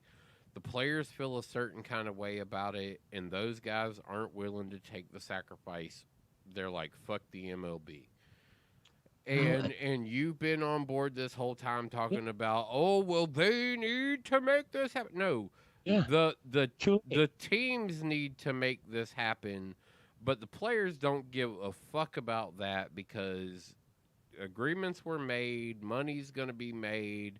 They're not worried about taking a year off right now. Actually, most professional athletic teams are not worried about taking a year off right now. The reason why you see NASCAR out is because they are a struggling industry, and they were the biggest eligible component to ride through COVID, literally and figuratively, because they were going to be able to go to, it was suspected that warmer weather would be better for them. So they were able to go to Florida and Texas and South Carolina and Georgia and like places like Kansas and North Carolina that were going to be opening back up, that were going to allow them to be able to put their sport on to a certain degree. Watkins Glen has now been replaced this season by Daytona Road Course. Yeah. So when we look at that scenario, like they were the ones that were set up with the best venue. You heard the NBA. Oh, we're going to Florida. You heard the MLB talk about the fact that just wanting to pull off all of their shit down that way. Florida, Arizona, Texas. Arizona was the big thing. Yeah, and then that fucked up, and they threw that out. And now Florida's out of the question. Yeah, but that's what I'm saying. You heard the conversation already take place. Unfortunately, we're deep enough into COVID, and we've started to see the repercussion of round 2 start to hit everything. NASCAR was the only one to chalk it up early to go ahead and get in, and they knew they needed to because their fan base needed, and then all other sports fans needed some sports. Yeah. And NASCAR capitalized on it. Everybody else is high and fucking dry right now. And not for anything, the NFL better want to start looking deeper into what they're really going to be able to pull off too, because just locally in my state, we're already approving bills for more digital schooling, I think that's gonna. And that we're also talking about not fully opening, but maybe partial to virtual only opening schools in the fall. Well, they're talking like half and half up here. Well, that's what I'm saying. We're kind of on that same kind of divide. Which is okay, I guess. But it's hard though. Parents are working, man, and I mean, unless they always work from home. Yeah, everything's fucked up. That seems to be the drive of where we're being sent. I sent you a message on your phone, Web. Oh, okay. That's in the kitchen somewhere. No, it's got to be somewhere nearby because when I sent the message, it dinged. No, my phone don't ding. It's silent.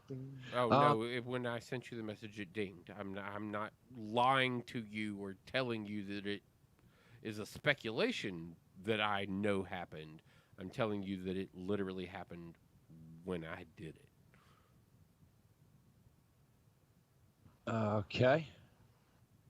Hold on, I'm just flipping through things to see how many other notifications you missed, except for the one that I did that dinged.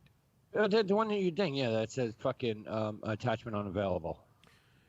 Is that what it shows on your end? Yeah, it's what it showed on my desktop everywhere. Yeah. See, there was the Slack one that says that, and then there was the one that I sent you personally that you just looked at. And that one is saying that too, because in the message that I'm seeing on my end, it doesn't say that. Yeah, I can't see that. You're tagged in it. I can't see it at all. Contact's not. I'm tagged in it, and it gives me the whole thing over here. That's the problem I'm having with it is I want to pull that segment of video, but I can't track it back. But it's download. It's something. No. Torch browser. Mm-hmm. You can download anything. Torch browser. Take care of it that way. And then you can download whatever you want and clip it and cut it and do whatever you want. Where did all that come from? Yeah, that cleared up. There you go. Yeah, but NASCAR, man, they started. Well, before they started with the. Well, NASCAR made a commitment early on because they needed to more than any other sport did. Yeah, because they had to get out there and they just had to get out there and make money. Well, they were smart because they got the TV money because there was no fucking sports. And they did get some good TV money. But NASCAR's got its whole fucking set of issues right now. The fans are not happy with them at all. All the fans are not happy. There's too much drama going on. Even the fucking president of the United States is like, what the fuck? And I don't agree with, hoax. It's not a hoax. He doesn't even know what to say anymore. But I mean, NASCAR fucked themselves over by pointing out the fact of the video from 2017 called NASCAR Garage Cam, which they used to shoot every week. And if you go back and look at them at any fucking track, 2017 earlier, you're gonna see what you're gonna see exactly. You're gonna see exactly what the complaint was. So. I mean, but that's how. I mean, I don't know. Yeah. What do you want? You want a piece of wood hanging like a handle so you can fucking get it blonked into the side of your goddamn skull, or some sort of tie it in a handle so I can pull my shit. Tie it in a handle. Garage was like had the rope. Yeah, I mean, who has? 4th of July. You're talking about a lot. 4th of July. How many nooses did I point out to you in Gilligan's Island? Yeah. How many nooses did I do? What is it?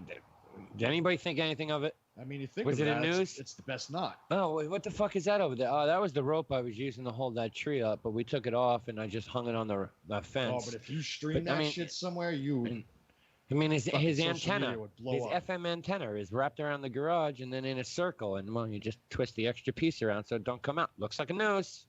Yeah. And where is it? Hanging in the middle of the garage. Anybody find that offensive? Nope. Everybody's home. Yeah. Every sport has an issue. Look at what the NFL just did. Did you see this one, Thump? We're going to go out and we're going to play 60 minutes of fucking football where you're going to get spit on and fucking talk trash to. But when the game is over, no celebrations. No coaches hugging hands. No teammates praying to 50 after the game is over like they do for every fucking game. No shaking hands. No exchanging of jerseys. But you could have offensive and defensive line spitting on each other. Dude, I'm sorry, blocking bro. I each know other, I just grabbing tackled each you other. 3 minutes ago, but I'll mail you my jersey, man, because we can't touch now. By then, it's a little too late. Yeah, but we can't touch now. Who said that? One of the football players said that. Fucking Eric Harris of the Raiders. What are they testing these guys? Tweeted out, 2020 season sounds like a rain check. Safe enough to tackle people for 60 minutes. Safe enough to tackle people for 65% of my salary for a full season, but it's not safe enough to swap jerseys. Yeah, I know. It's all backwards. Yeah. I mean, there's a lot of fucking... I mean, you're tackling guys and... Hey, Willie Snead. Yeah, okay. Rolling around with them, grabbing them. Eric Whittle. How dumb is this? They have no clue how to handle this. I mean, and this is stupid. The praying at I mean, how many times do you stay after a game? I stay. There's no sense in leaving. Everybody's fucking leaving. You might as well stay till the game's over, and then stay a little later. You wait the crowd out, and you just you watch what goes on the field. Well, what we do at Yankee Stadium? We go to Hard Rock. Yeah, the prayer ceremonies that these guys do, the fucking high five, and this is a way for guys to catch up. It's like baseball also. Why do you think the two first basemen talk to each other in between innings? Yo, man, how's your wife doing? I really haven't seen you since fucking October of last year. How's things? Yeah. No, we can't have any of that. Stupid. No fraternizing. Yeah, I saw it. No fraternizing with the other players or coaches. I'm like, but you can beat the shit out of each other for 60 minutes. I mean, do you really think there isn't sweat and spit? What about a huddle? What about a huddle when everybody's huddled around and Drew Brees is doing one of them fucking screaming chants? You know what's hilarious? They got this new wrestling. It was like WCW used to be. It's called AEW. All their cast-offs and like the run-out contracts of the WWE, they're going there. They got there's 3 different brands of wrestling on 3 different nights. They're all over each other, dude. Yeah. There's no I mean, you could see them spitting on each other, sweating is like hitting them. And then you got people in the arena. Well, in it wherever they are. Yeah. Like around it, plexiglass, and they all pound on a plexiglass. So it's kind of like a fucking hockey game. Yeah. But they're all over each other, man. I mean, look at the they NBA. seem to be doing good. NBA just sequestered everybody to a bubble, and what? How many people come down with COVID? Well, that's because they went. The bubble was in the wrong place. I mean, yeah, but inside their bubble, they only get fucking carrots and lettuce anyway. So true. Deshaun Watson tweeted out. So, have you ever played in a professional football game before? ? So you don't think that when you get tackled, sweat and saliva isn't there? ? Wait, who tweeted this out? Deshaun Watson. Or during timeouts or in a huddle or in between plays, guys aren't talking to each other's face to face? ? I need better facts to get it. They don't know what they're doing. NFL has no clue. None of these sports teams know what the fuck they're doing. You know what it is? I mean, nobody knows what to do. NASCAR got it right because it's a non-contact sport. Wear a fucking mask, get in your car. You're going to wear a fucking helmet anyway, so take your mask off, get in your helmet, drive around for 3.5 fucking hours. You're not going to catch shit, yeah. I mean, your only contact is with the guy who is handing you a drink. Oh, wait, don't they still do that on one of those grippy sticks and just stick it in the car? That's the guy over the wall because he's not allowed to come over because he's not a crew member, right? Do they still do that? Do they still do that with the big long stick with the grippy handle? No. They put the drink in it and hand it to the driver? I mean, so there's no interaction there. Yeah, I just... All these other sports, just fucking play. I mean, I'm sorry. Thump said a couple weeks ago, well, what do you do? I mean, one guy gets COVID and you're exposed to it. You're supposed to quarantine for 14 days. Well, no, not in this situation. You play. These people are well, no. Hold on. Here, more importantly, I said that a couple of weeks ago. A couple shows ago. All right, we all agree. Hold on, no. See, now actually listen to what has taken place because now we have historical evidence to back up what will happen in these moments. True. So, Jimmy Johnson. Yeah, COVID. Got COVID. Yeah. Guess who's racing this week? That kid, right? No. Who, Jimmy Johnson? Jimmy Johnson's been approved to come back. Oh, he's tested negative. He's got no temperature. Yeah, no temperature. He's been approved to come back. Regardless of semantics, all of these little tiny little fucking details you want to be like, yeah. oh, this, that, oh, this, that, this, that, this, that. This is we've seen now what professional athletics is going to do. Okay. Isolate one person, not the rest of his team, because the rest of his team showed up to race the next week. Right, with Justin Allgaier in the car.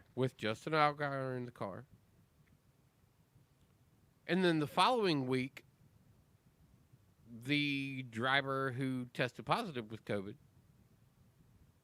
is okay to come back.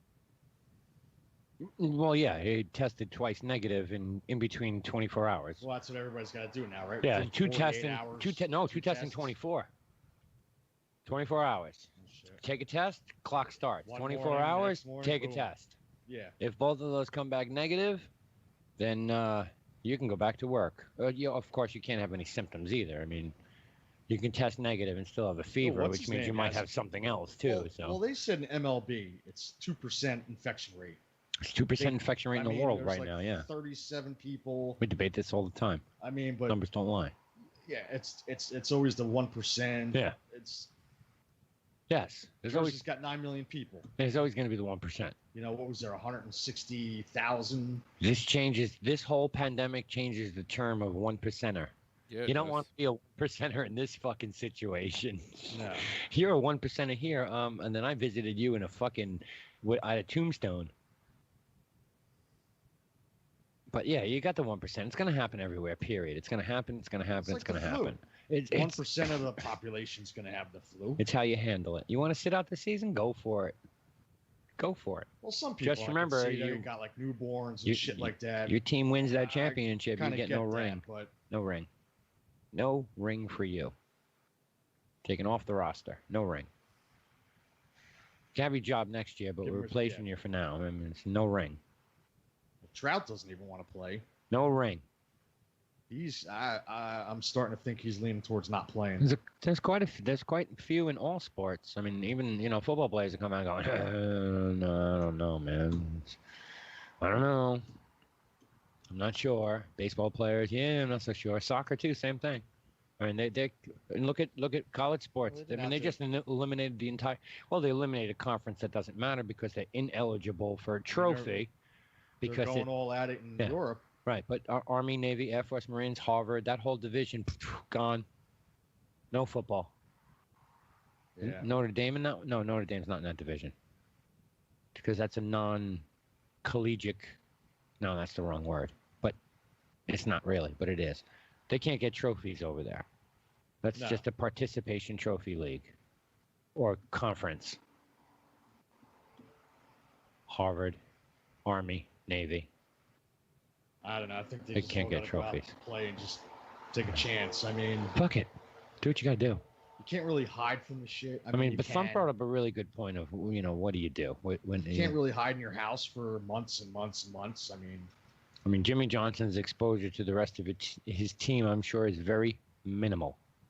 Very minimal. So many people are asymptomatic. I would assume that he would get out of the car, go to his trailer, debrief over Zoom. Get in a car, airplane, helicopter, whatever, go the fuck home, debrief with his team through Zoom, talk to an engineer through, I don't know, Skype, something. I'm sure his exposure to his team, he don't need to be there. It's all, this is what I feel, this is what I think, this is what happened, fix it for next week. Oh, I got to come in to be seated in the car to make sure my seat's right? No problem. I'll see you Thursday night at 6 p.m. when no one's there.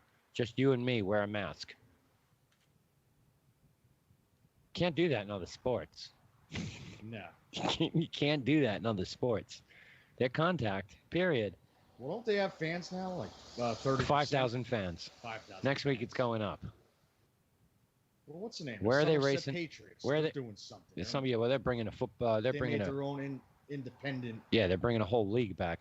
Where are they racing next week, Thump? Do you know offhand? Not right offhand. Okay, no big deal. I was just curious. I'm sure I've eaten NASCAR, because I'm on the NASCAR site, NASCAR Cup News. I'm just trying to get my phone to recognize my fingerprint. I hate that shit. Kentucky. They're racing at Kentucky this week. No, yes, they are. How's Kentucky's COVID? Are they okay? Yeah, they're in good shape right now. Well, Yeah, I remember when it started, they were the only state not to have it. Well, aren't they an Indian state now? Or shall I say Redskin? I don't know what to say. What state is that? Yeah, you know everything you just said was offensive. Oklahoma, that's not offensive. Redskins never been offensive to anybody. That's a pure fucking joke. Oh, wait, hold on. Who sent you that information as you double down on it? Redskins. I mean, dude, it's. You ever hear anybody call anybody else a Redskin in your entire life? Yeah, me neither. Well, I've insultingly heard or otherwise? Never. Insultingly or otherwise? Yeah, insulting or otherwise. The only time I've ever heard Redskins is, "Go Redskins!" That's it. I never heard in my life, dude, look, he's a Redskin. It's not only that, it's just changing I've heard he's the a history. Redskin fan. It's just changing the history of the game. Yeah, I mean, whatever. Yeah, and in some circles, that's insulting. I mean, what, to be called a fan of that shitty team? Else I mean, you're gonna be, well, yeah. But no, to be completely honest, and yes, you're right. You sent that video over, and it was like, "Whoa, wait a second, time out." I never really, now that I think about it, I mean, yeah, that's why I put it out there. Every other nationality on the face of the planet, I have heard derogatory remarks made about. Whether it be Scottish, Polish, Jewish, African American, Japanese. In fact, yeah, I mean, how many people get called? How many people call? You hear them? You hear them in the Subi? They're home. Yeah. Yep. How many people say, "Hey, look at that Polak" or whatever? Right, exactly. Exactly. You've heard that your Nobody entire life, gets- but I've never heard anybody go, "Oh, look, Indian, a fucking redskin." Never heard that ever in my life. No. Never. Ever, ever, ever. Same thing with the Braves. There's no problem with the Atlanta Braves. Please. There's no problem with the joke. Kansas Well, they're City not Chiefs. changing. There's no problem with the fucking Chicago Blackhawks or whatever. There's no problem with that. They're not changing. The Braves said that they're not. Stupid. I mean, they shouldn't. They're stupid. We All have to right, just rename all the teams. I mean, After hearing that, why don't we take a break? Come back. You got to split out of here, right? Yeah, you're out of here. So let's say goodnight to Digger now. peace out, Thump. And yeah, man. I can Guys. deal with whatever hot mess is about to walk in here. And Sucks to be you. yeah, right. We'll be right back after this. Good evening. Do you like to laugh? Are you at one with the haha? Do you like your comedy coming over the streaming medias? If so, then go directly to Amazon right now. Do not hesitate and download Jim and Drino's Not Dead Yet. Recorded live at the world famous comic strip. It is a giggle-a-second fun fest. An hour of me for you. Jim and Drino's Not Dead Yet. Available only on Amazon. Jim Mendrinos, Not Dead Yet. Now available on Amazon Prime. Watch it today.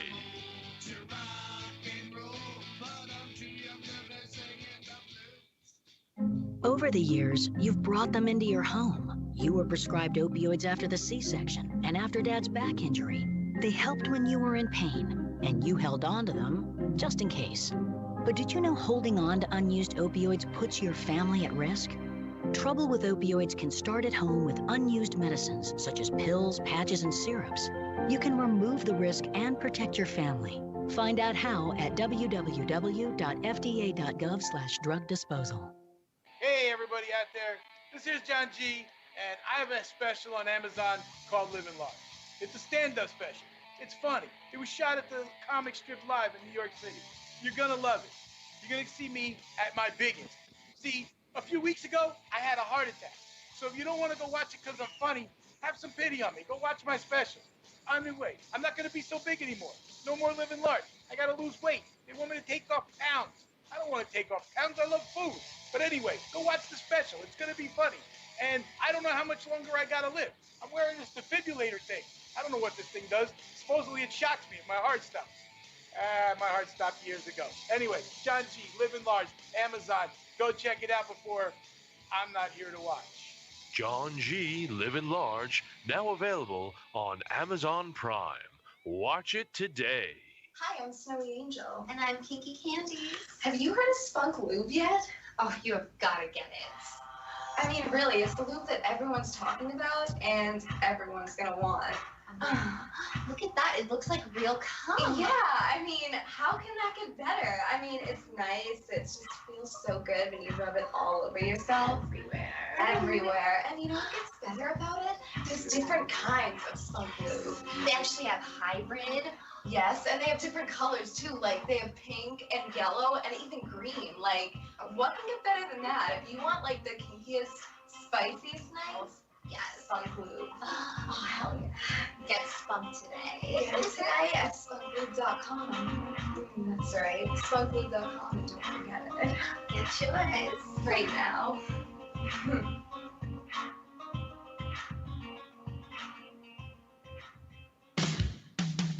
Bud Light presents Real Men of Genius.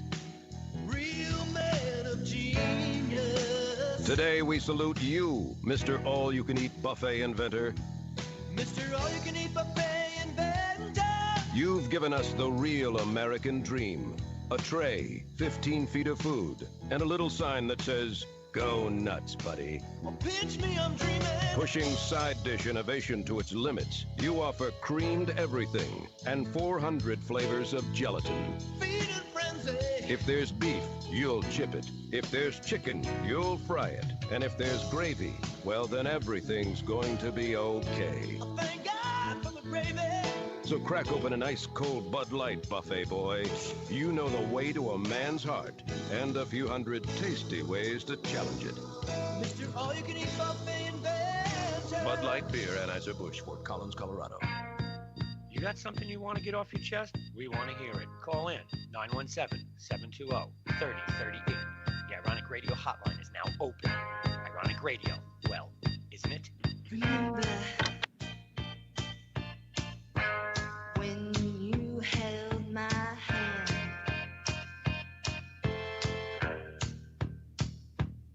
Say, remember when you were my man?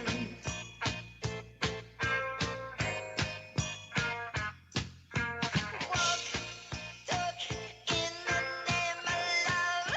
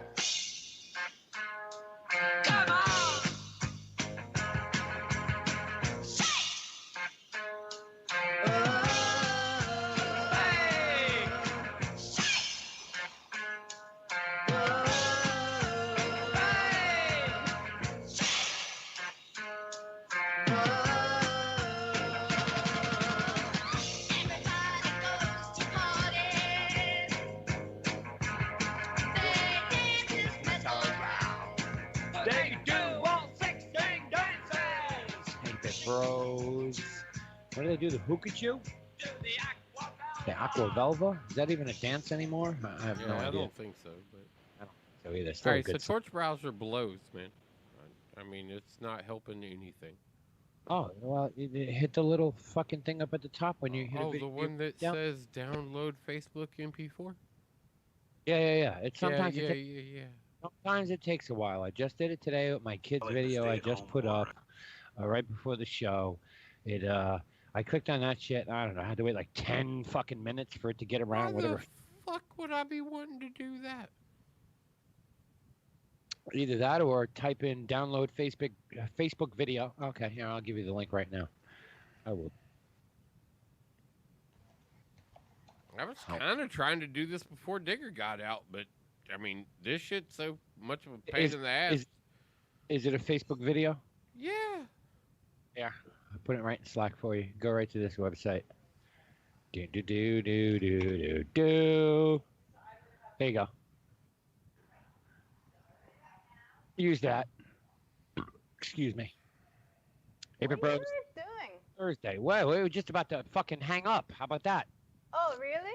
No, no. I had a shit show walk in, so I'm trying to figure out how that's gonna play out there. That's better. What happened? J7 in the house. The girls went out. Ultra late. The girls went out. They took the Subi. I'm hearing the stories of how they got hit on. I'm like, that's because you drove the car, and fuck you in your car. Guess that was an insult to the women. The car is more prettier than them. I guess that's how they took that. That's not how I meant it. That sounds like Yeah, that's how you meant it. I really didn't mean it that way. I mean, the girls are adorable. There's no doubt about that. But here they're going to yell right here now. And yeah, you hear them? Say hi, Keyhole. Say hi, Keith. Unfortunately, this is one that I don't think we're going to get that.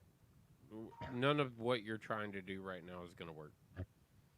Well, you still got that cam up, right? Or would you kill it from they're disco dancing in the cam? Yeah, I know. As long as she doesn't expose herself, we're good. Yeah. And if she does, Kehoe, I will come up there and personally dunk you in Bobby Joe's toilet. If anybody exposes themselves, make sure you screen capture that, please. They're going outside. But anyway, what up, J7? What you doing? So I meant to come in earlier, but I started making dinner and it took longer than I thought. I have no idea what time it is or what day it is anymore. What? No, well, you shouldn't. It's COVID day, 100 and something for you. What'd you have for dinner? What'd you make? I made steak and vegetables. Oh, okay. So what kind? Yeah. Any particular kind of steak or? Yeah, hold on. I have the recipe right here. It was Love that shit. Love recipes. It was called it's Razo Hanut. Razo Hanut. Flank steak. Okay, flank steak. Yeah, I like flank steak. And then the vegetables were like shishito peppers and potatoes and green green peppers, and then there was a garnish that was like olives. Okay. And garlic. Yeah. That sounds interesting. You need to share that recipe. It was quite nice. I will share it with you. Yeah, you do that. Drop it somewhere, whether it's Slack or wherever. Share that recipe. We're recipe sharers here. That might sound a little off the wall. I don't want to say gay. That might be racist. I don't fucking know anymore. I don't know what to say. What the hell? You know that's not what the fuck you say, you ignorant son of a bitch. Hey, I'm trying to be politically correct. No, you're not. You're not even remotely close to trying to be. Okay, so it's not LGBTQAI. Is that better? No. I'm not trying to be racist after you make a fucking bigoted comment. I'm joking. Come on, relax. I know, but you can't sit here and be like, I don't know what to say anymore. I'm not trying to be racist. It's not even, it's not, you do know what to say.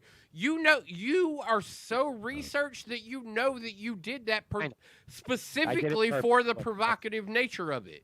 Yeah, Okay, so that just goes to show that I got called out. and playing an asshole idiot doesn't always need to be your mantra. I got called out on that one. But yeah, share the recipe. I have a few recipes I could share with you, and I'm sure fucking so does Thump. Oh yeah, I got grandma recipes. Yeah. See, those are the best ones I like. Yeah, I got grandma, great grandma recipes. They're all in I got photo albums that just have shit written on cards. This week I'm making Angie's hush puppies because I'm so fucking craving hush puppies. Dude, they're so good. If you can make hers anywhere close to as good as hers, and I don't expect to. Yeah, if you could make them even close, man, you're gonna be so happy. I don't expect to make them anywhere close. I'm just hoping that the taste is close. You know, I'm hoping. So yeah, because I want. Like, I love hush puppies. You know, taste is relative to the region that you're going to be in anyway, based on the ingredients. Yeah. Exactly. So that's hoping, and that's why I said if the taste is anywhere close, I will be happy about that. Because the best hush puppies I ever had was actually in this little fucking shithole in Alabama. It was a barbecue place that I remember getting a rack of ribs and a bucket of hush puppies, and I had to wait like 40 minutes. And I never understood. And then when the ribs came, wait 40 minutes? 40 minutes, yeah. We waited 40 minutes for our meal, and it was a barbecue joint. Wow. So I didn't understand why we were waiting 40 minutes, and I asked my brother-in-law at the time, what the fuck is taking so long? He's like, remember when we pulled up and we parked? I'm like, yeah. He goes, you see all those pigs? I'm like, uh-huh. He goes, that's why you're waiting. Oh, my God. And I was like, oh, okay. Well, okay. At least, I wonder if you can go inside and be like, hey, can I meet the pig that you're about to serve me? To eat, yeah. And I'm not a big pork rib fan. I'm more of a beef rib fan. But I will say that the hush puppies I ate that day stuck in my memory forever. And Angie's were damn good. I will not discredit that woman and her cooking, hands down. Or I will never discredit the other one, Mr. Jandal, with his fucking drink-making capabilities. Yes. Dude's a bartender after my own heart. I bartended for many, many fucking years, and he's a better drink concoction mixologist than I am, hands down. Hey, definitely hands down. Day 7, I did not forget. I found my secret drink recipe book. Really? I draw. So what I'm going to do is I'm going to photocopy some of these pages, and I'm going to send you some of them. Okay. All right. So what I'll do is I'll scan them in as PDF and send you a PDF of a couple of muddle drinks. Ooh, I have a muddler. I showed you, right? Yes, that's why. Yeah, the only way to make these drinks is to muddle, and if you know what the word muddle is, I will send you those recipes. No Google, no Facebook, no Alexa, none of that shit. None of that shit. Okay. These are my own personal drink recipes, and I'm not sharing them with anybody who doesn't know what the fuck a muddle is or how to muddle. I know how to muddle. That's the key to making these drinks, is muddling your fruits. Okay. I'm excited about it. Yeah, I'll send them over to you. I just got to... I have to be able to get back in my workspace and scan it. 9 to 5 is kind of tough with a tenant sitting here. Which I just found out could be for a few more months. So guess what, Thump? It's time to build one and move upstairs. I may never go back to the studio. Okay. I may never. Who knows? Anyway, so what up, girl? What do you want to talk about? Did you... What strikes your fancy? Anything? Today? Anything want to flipped off since Tuesday that was like really pissing you off? It's Thursday. We always kind of do a Team Hofo theme. Tell me, does that get you any closer? Does that get me any closer? What? What are you saying? Yeah. I just added you. Oh. Gotcha. The fuck is that? I don't need that. Thank you. Did you kill Digger's feet, or did I need to kill it? No, Digger's feet's still there. Yeah, it's just a picture of like old girl swimming up into the sunset. Bitch on a canoe, going for it, saying I'm out. coronavirus free. I'm out of here. Totally out of here. What was Cuomo's shit today on his press conference for New York? Not opening anything up anytime soon? No, he didn't say that. He didn't have one today. He had one yesterday. He didn't have one today? No. He doesn't have them every day anymore. He only has them like twice a week, maybe. Okay. Yeah. Well, yesterday it was pretty interesting. He definitely went off on Trump. It was like weird. He doesn't usually get that hostile. Yeah, I did see that, and it was a little bit out of the norm because him and Trump have really been like through this entire pandemic. Cuomo and Trump have really kind of been licking each other's ass, and then going at each other, and then kissing and making up by licking each other's ass. But when he called him out yesterday as to, would you just put on the fucking mask? I was He's been doing that. He's done that a couple of times. And then yesterday, I think because Trump earlier that day said that he's going to cut funding from states that don't reopen schools in the fall. Yeah. And Cuomo was like, what are you going to do? I was like, that did piss off a lot of people. Like Thump said, I always look at things from the financial standpoint of it, and I'm a firm believer that schools should open. It's the only way to get people back to work.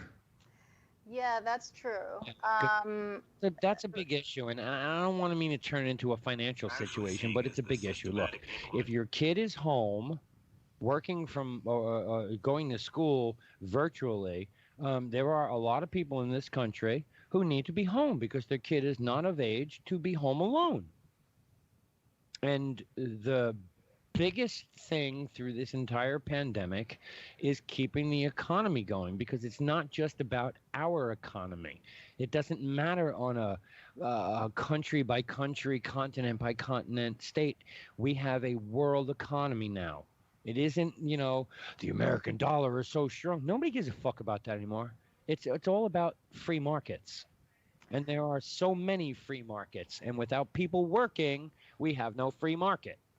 The United States and Tokyo have been very, very lucky that their stock markets have sustained a average level through all of this. Hey Jay, you so got our Discord? We have an economy. So I'm Discord.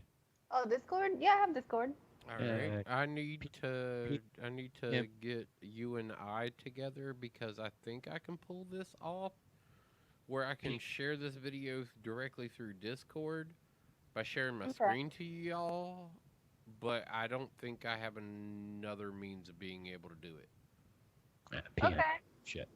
But I understand where our president is coming from with, I don't want to say forcing, but putting pressure on schools to figure out how to do it for September. The weird thing about that is that if he feels like that needs to happen, then what needs to happen is funding, right? So agree with that, yes. Okay, so he needs to shut his mouth and go back and work with Congress to create a bill to provide additional funding to schools so that they can do what they need to do in order to open quickly. Well, see, yes, you are 100% correct. The only issue with all of that is Congress. Every fucking bill, even during a pandemic where all lives in this situation matter, save fucking as many people as we can, the bills that get passed is like, yeah, okay, we'll give you the $2 trillion, but we need, $750 million to open a new museum in Guam. It's okay, I don't know, maybe. But the point, are we talking about education now, or are we talking about the incompetence of Congress when it comes to passing bills? Because I think if we're going to talk about that, we can talk about the HEROES Act, which was submitted to Congress in May, and some people have been sitting on it and not passing it. Yeah, well, be right back. HR 6800, the Hero Act. The Heroes Act has its own issues too. I don't agree with everything that's in it, but for the majority of it, between the modifications to Medicaid, Medicare, health insurance. I mean, okay, the Heroes Act. Did we need to include a amendment to the Broadband Service Act? Was that real? Is the internet access really important in the Heroes Act?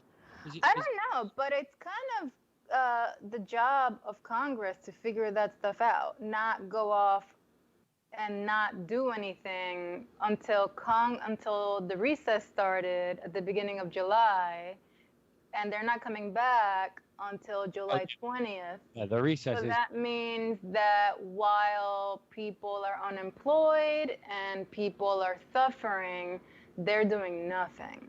I mean, okay, the Heroes Act is supposed to help everybody who's front line, first line, The unemployed. everything. Yeah. So how come the Heroes Act includes, a couple $1 billion or a couple $500,000 to the U.S. Post Office? Weren't they about to go bankrupt? First off, the United States Post Office will never go bankrupt because it's run by the government, and they just steal money from every fucking functioning group of or functioning branch of the government. Okay, I heard that because they had been forced to lay off people, they were. The U.S. Post Office has been in trouble, on the verge of bankruptcy for the last 30 years. Okay. So whatever. I think we're going off in a weird direction here. Now it's about the post office, and it's like whatever. My point is that Congress's job is to figure this shit out, and they're not doing that. Right, and because the conversation was that they're sitting on the Heroes Act, and on the opposite side of that, it's like, well, okay, I like what the Heroes Act stands for. I like the fact that there's things built in there like eliminate cost sharing for COVID-19 treatment. Should be no cost sharing for that. Just fucking take care of it. Same thing with they're going to provide funds and establish requirements for testing and contact tracing. That's a good thing. And then you turn around and it's like, well, all right, all of a sudden we're going to get $50 million to prisons on the East Coast. Well, how does that have anything to do with the Heroes Act? Why is the post office getting money? Just raise the price of a fucking piece of mail to $1 and get it over with. We've 32 cents 20 years ago, and now it's 54. Just raise it to a fucking $1 and get it over with. Stop. Post office is never going to run out of money because it's government funded. It's the United States Post Office, Postal Service. But I don't understand why, aviation and railroad workers, why are they getting money in the Heroes Act? The fucking airline industry is crying poverty left and right. So, we need to throw them some money. We'll bury it into the Heroes Act. So I get why Congress is sitting on this. It's like, well, what the fuck are you doing? This is the Heroes Act. This is supposed to fucking help the people who are busting their ass and doing everything possible to make it a better world. Yeah. That's where the money should go. I get it. The testing, all the other shit they built into the Heroes Act, love it. Love it. I'm not even upset with the emergency supplements to federal agencies because I know that's going to fill the bank of supplies that the country needs that the last 3 administrations fucking neglected. I'm okay with that. But if you're going to fucking bury money in there for student loans and financial aid, that has nothing to do with what the bill needs to be. It's stupid. Yeah. It's just robbing from Peter to pay Paul. Yeah. And this type of shit has to stop. It's got to stop. This bill is what? $6 trillion when it shouldn't be? I heard it was like 3. Oh, 3? Okay, it still needs another $1,200 to every individual. So that's $1 billion in itself right there, right? Yeah, it's pretty nuts. It's my girl has been kidnapped by the neighbors. Uh-oh. Oh, really? Oh, it's hilarious. That's a party and a half. Yeah. Yeah, actually, it is. I opened the door and I was like, "Hey, y'all." They were like, "You're not trying to interrupt our party, are you?" I was like, "No, not at all. I was just letting y'all know I'll try and wrap things up here in a little bit so I can come join you." They're like, Yeah, "Oh, yeah. we might let you stir something," and I'm like, "All Yeah. right, well, I'm looking forward to being able to stir something. I don't even know what the fuck's going on over there That just means when someone says to you, stir something, that means you're bringing the rig over. Dab, rig. I mean, I like a lot of the things that are in the Heroes Bill, and you're right. It's been sitting on the fucking Congress floor since May 12th. Yeah. May 12th. I don't know. Given the current trend of things that seem to be more pressing on the agenda of the House, the Congress, and our president, when you look at the ability to dive further into his financial investigations has been granted, and then you look at what he pulled with being able to regulate abortions to the degree that they were able to pull a little bit of a card in on whether or not insurance would pay or not pay for that due to the company's religious extensions and stuff like that. It's birth control. It's contraceptive. Birth control, not abortion. Well, okay. Well, it's still going to cater into the same format. Like, it's still part of that same conversation. It's given the government or companies control over a person's personal decisions. So, right. It's religious employers have an exemption now to be able to say, well, we shouldn't have to pay for this person's birth control. That means Chick-fil-A has already opted into this program. I'm sure. Wait, time out. Look at the bigger picture. I actually like this bill because what it does is it gives back the power that everyone else was trying to take away from with Planned Parenthood. I think this is a great bill. Look, your company's not going to pay for your birth control. Planned Parenthood does. Planned Parenthood is going to pay for your birth control? You walk in there and they'll take your copay. Your fucking company won't give it to you under a copay, but you can get it over at Planned Parenthood. It gives Planned Parenthood the power back that they lost under the last administration and the bullshit that went on with Planned Parenthood in this administration. I think it's a great... That's a big leap you're making there. Yeah, I was like, you're making a really big extrapolation out of this. Yeah. I don't think it's a big leap. Like I said, bigger picture. I don't think it's a big leap. Yeah, how does an employer not paying for birth control somehow make it so that now Planned Parenthood pays for it? It creates another independent commercial entity so that guys like your fellow over here who are only concerned about the ability to pull money out of every human instinct. Not true with this one. Continue to make money. Look at what they tried to do to Planned Parenthood. They tried to fucking... You're about to rationalize it. You're about to rationalize it back into the fact that people shouldn't lose money. But if this company's allowed to still make money, which they weren't allowed to make money under the previous administration and other administrations, like you're arguing a purely financial aspect of this, where you seem very inept to like not deal with any of the human tragedy that's involved in any of the situation, and purely only to motivate yourself financially. It's not about the money. Planned Parenthood is a very good organization. Yes, nobody's going to deny it. Nobody's going to deny the ability our that they tried to defund the government funds from it, and they did. This gives them the funding back in a different way, on a different level. This keeps... But it doesn't. There's nowhere that says that Planned Parenthood is somehow getting more money. Like, why do you think that? Because if your employer is not going to cover your shit anymore, Planned Parenthood, which is governmentally funded, can pick up the backside of it. They didn't say that the government was picking up the slack on this, though. They just said that you don't have to pay for it anymore, insurance people, either. Well, yes. Yes. Right. That's all that means. That doesn't mean the Planned Parenthood is they didn't. There's no exception that shifts this to the other side. Isn't? No. Hold on. I was trying to do the quick research on the bill that protects all that, and I can't because it's only giving me the new fucking bill, the 1086 Access to Birth Control Act. which I haven't read in full yet. I mean, I know what it does. It even brings in fucking Center for Disease Control for some reason. Weird. I'm not sure how that works, but again, It doesn't. I know, but it's Congress. Yeah, I know, and it's weird to hear you speak up in such confidence to be like, this is a great thing, when apparently you really don't have any idea about what it's actually doing. But except for understanding that it's stripping away from another area where you feel that it's going to give another area power, but you don't know. You don't know what it's actually doing. May I comment? It also guarantees that people are getting FDA-approved contraceptive. Ain't nothing wrong with that. Okay, that's Ain't nothing wrong with that part. Approving an FDA-approved contraceptive, no, that is a positive. But what? Yes. Before, though?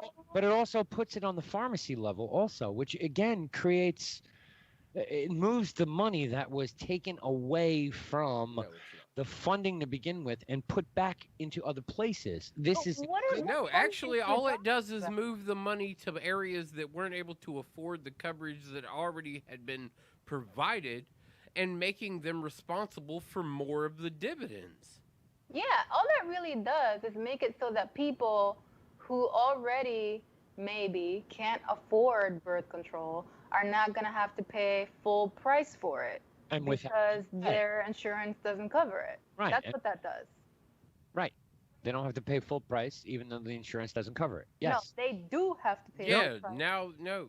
Where anywhere in this bill does it say, we're going to not make private investors pay for this, we're going to make the government pay for it? Where did the Republicans come out socialist in what you're saying? Not Republican, not Democratic government. Okay, so where did the government become socialist in what you're telling me? Where did they pull it out of the private sector where we know that's the biggest amount of income? Where do they pull it out of that sector and put it into the hands of government? Yeah, it's not putting into the hands of government. This is putting it into You just said that Plan B was whatever the fuck you were talking about. Planned Parenthood was a fucking government-backed organization. Well, yeah, and then they tried to defund them, and this gives them the ability to get the money back that was defunding. What it also does is it puts the control of contraceptive in the pharmacy hand instead of government or state subsidized whatever. It doesn't do that. Where it does. It puts it in the pharmacy. Where does it say that it's doing that? What? It doesn't do that at all. Oh, sure it does. Section your doctor can Section 3 and Section 249 of the bill specifically and explicitly says that. Hold on. Read them specifically and explicitly. No, because it's fucking section A, B, C. It's 26 fucking parts. In general, subject to subsection C, a pharmacy that receives FDA-approved drugs or devices in interstate commercial shall maintain compliance with the following. If a customer requests a contraceptive or medicine related to contraceptive that is in stock, the pharmacy shall ensure that the contraceptive or the medicine related to the contraceptive is provided to the customer without delay. Okay, so basically that's saying the pharmacy can sell you contraceptives. But that is which FDA. They already no, that's literally all it says is they can sell it to you. Yeah, any contraceptive. They can sell me an EpiPen too. Well, sure, but can you get an IUD or injectable? This gives them the ability to sell anything direct to the customer. All I'm hearing is about how you're telling me that an independent, non-religious entity of a corporate value is able to sell on the open market. They're allowed to sell it. That's all you're telling me. That doesn't mean that Planned Parenthood becomes funded by the government again. Yeah, all that means is they can sell it, which all that means is that, exactly. All it means is a pharmacy can now sell more contraceptives. Hey, look. All it means is a corporation can sell me more things that were approved by another government agency that has also been trying to take everything out the end of my dick or clit for the past 20 years. My point here is you can walk into Planned Parenthood and go to, I can't afford a condom. I'm just going to take a handful out of the basket. Yeah, sure. What is it going to cost me? Nothing. You can already do that, though. No, This bill does not fix that. No, you couldn't. Planned Parenthood charges you after they were defunded. You got to walk in there and give them something. It's a donation. Okay, fine, but that doesn't mean that now all of a sudden it's going to become free. That's a big leap you're making. Sure, no, the bill is back-ended to give Planned Parenthood back money. Where does it say that Planned Parenthood is now getting money? Nothing you've said so far backs up that statement. Go read it. It's there. The funding is there. What do you mean, though? I want to know where you found the information that made you believe that Planned Parenthood is now getting federal money. Where does it say that? Back-ended into the entire fucking bill. Where does it say that? Section 249. What are the words that imply that for you? Related to other laws, restriction, no, shall not. Civil Rights Act, it don't matter. Civil Rights Act don't. Certain claims, civil penalties, hold on, private costs, limitations, term contract, FDA, that's stupid. Term employee. This is a fucking, I gotta go find it. Okay. Well, you spoke on it. You should have already had it cited. I got it. All I had was the outline of the bill. I didn't have everything to do with it. All I'm reading is the outline. So you read the headline. You read the headline and gave me the news. You wanted an exact. I got to find an exact. It gives fucking back to Planned Parenthood. Where? Go read it. You want to find it the third second? Planned Parenthood funding. See if that comes up with anything. Yes, please, Queen of the Information World. Find it. Okay. No news on Planned Parenthood. 60 million annually through federal funding called Title X. Yeah, but that's not new. Already received that. What's the date of your article? It could be yesterday. Everybody writes about this shit. Hold on. Here, let's say 53 nations. How about you specifically? The private government health services reimbursement grants 34%. Non-government health service revenue 22%. A third of revenue received plan was 30 from government health entitled reimbursements and grants such as Medicaid, Title X, 2019. Those were 2019. Isn't that the same bill we're talking about? 1920. 1086 is the same bill, which would total their government funding between 50 and 60 million after we just defunded Planned Parenthood to zero. That was Trump who did that. Defunded them to zero. This gives them back 50 to 60 million. How? Nothing you said still says that. It's being stolen from Medicaid. Most of the Planned Parenthood federal funding is being stolen from Medicaid reimbursements to preventive cure. They're just pulling the money out of Medicaid. It gives them the fucking 60 million back that they lost. It gives people the ability in poorer neighborhoods to walk into a Planned Parenthood and get condoms. Because you can't do that. But you, again, I don't hear anywhere that says somehow Planned Parenthood is getting more funding. They get 50 to 60 million because of this bill that's about to be passed when they were defunded. So there's a new bill that's being passed. That the gives same them bill more we're talking about. You were saying 2019 when you read the article. 2019, 2020. Summary of H.R. 6800, 116th Congress, 2019 to 2020. That's the bill. Did you say 2019, 2020? That's right. H.R. 6800. That's H.R. 6800. Okay. Introduced 5/12/2020 into Congress. Oh, no, sorry. It was introduced in May. Sorry. Hold on, I have the wrong one up. S1086. S1086. It's the 116th Congress, 2019 to 2020. I'm sorry, the other numbers I gave you were for the HEROES Act. Oh, yeah, that's what came up, actually. I apologize. Cory Booker is the main fucking sponsor of this bill, by the way. It was introduced in April of 2019.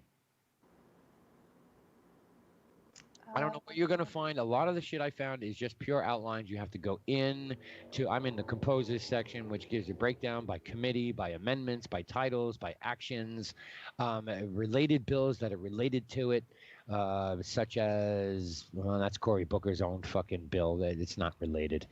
Apologize. But you have to go in and find the whole wording of it. It shifts money funds back to fucking Planned Parenthood, which is a good thing. It's a good thing. They defunded them. Well, okay, I think that we may not be talking about the same thing because the decision that led to employers no longer being required to pay for that, gave them a religious exemption was actually a Supreme Court ruling. Yes. Okay.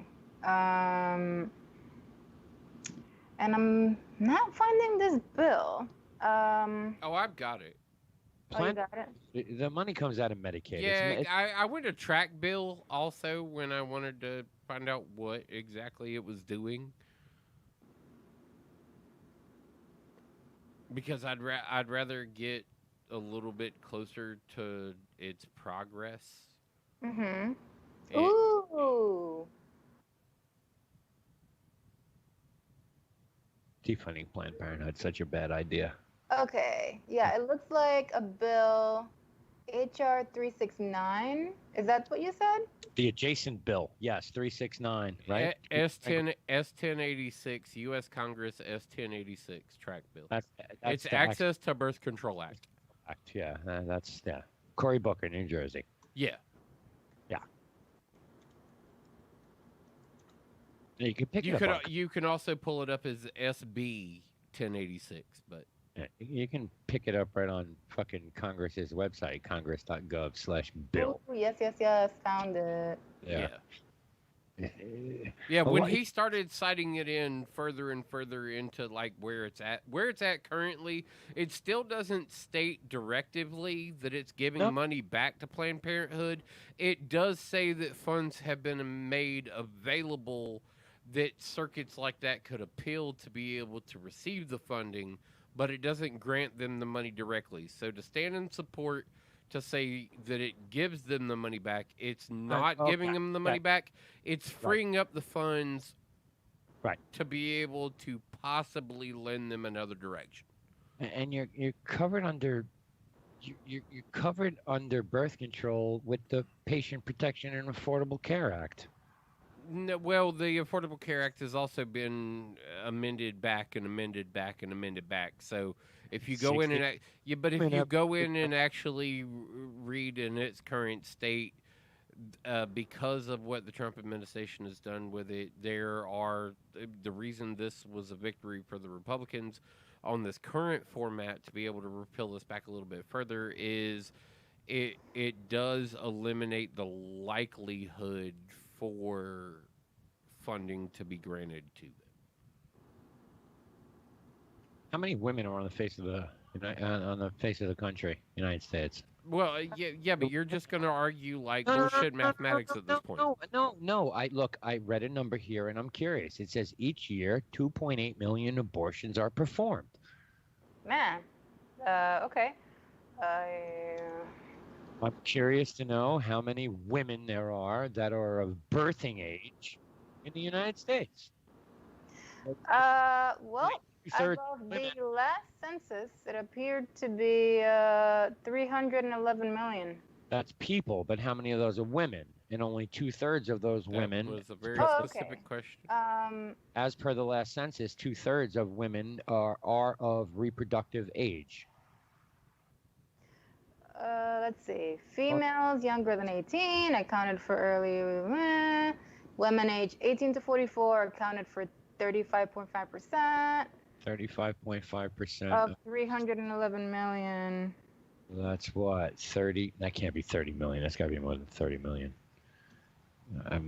Is my math that off? Where's my calculator? I mean, if there's 300 million and 30% just at a minimum, yeah, that's a lot less women than you would think. You're going to tell me there's only 30 million women? No. So if the population of the U.S. is 311 million, 35% of those are women who are aged 18 to 44, which are women who are of birthing. That's about birthing. Yeah. And nearly 2/3 of those women are using contraceptive, as per the SEC findings. Okay, so what point are you trying to make here? I was making but curious. what is your point? It wasn't a point. I was well, curious. you derailed the conversation to that moment. What was your point? My question was, each year is 2.8 million pregnancies. How many women are in the country of birthing age that are having those pregnancies? And is it a big number or is it a minimal number? It's a small number. If there are only 2 million abortions, and let's say there are, my really shaky math right now is 75 million of those are women who are 18 to 44, and there are only 2 million abortions. I'd say that's pretty low. So is this a way of removing things from your health care that are non-essential? Like, okay, for example, I slipped down the stairs and a knee and a nail caught my leg, and it looks like I'm gonna need stitches.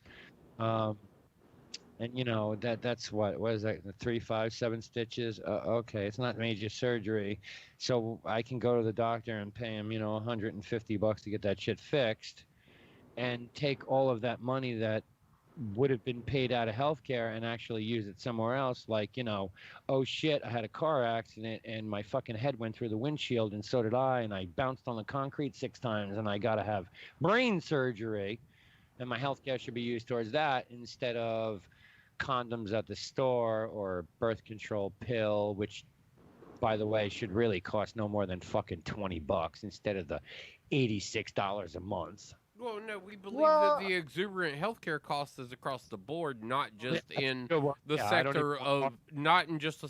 You did. You brought up all these. No, you brought up people running through a fucking window.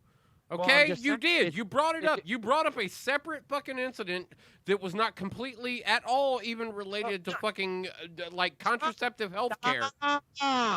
Stop. Wait. So I am. I just want to make sure I understand what you're saying. Are you saying that by not covering birth control, they're covering non-essential things because people don't get abortions as often as you think? I didn't say non-essential. I said to myself, well, isn't it, my point here is, and I'm taking the devil's advocate of it all, is it maybe more important to cover things that are more essential, that you get 100% coverage on, than worrying about if your health insurance is going to cover your fucking condoms?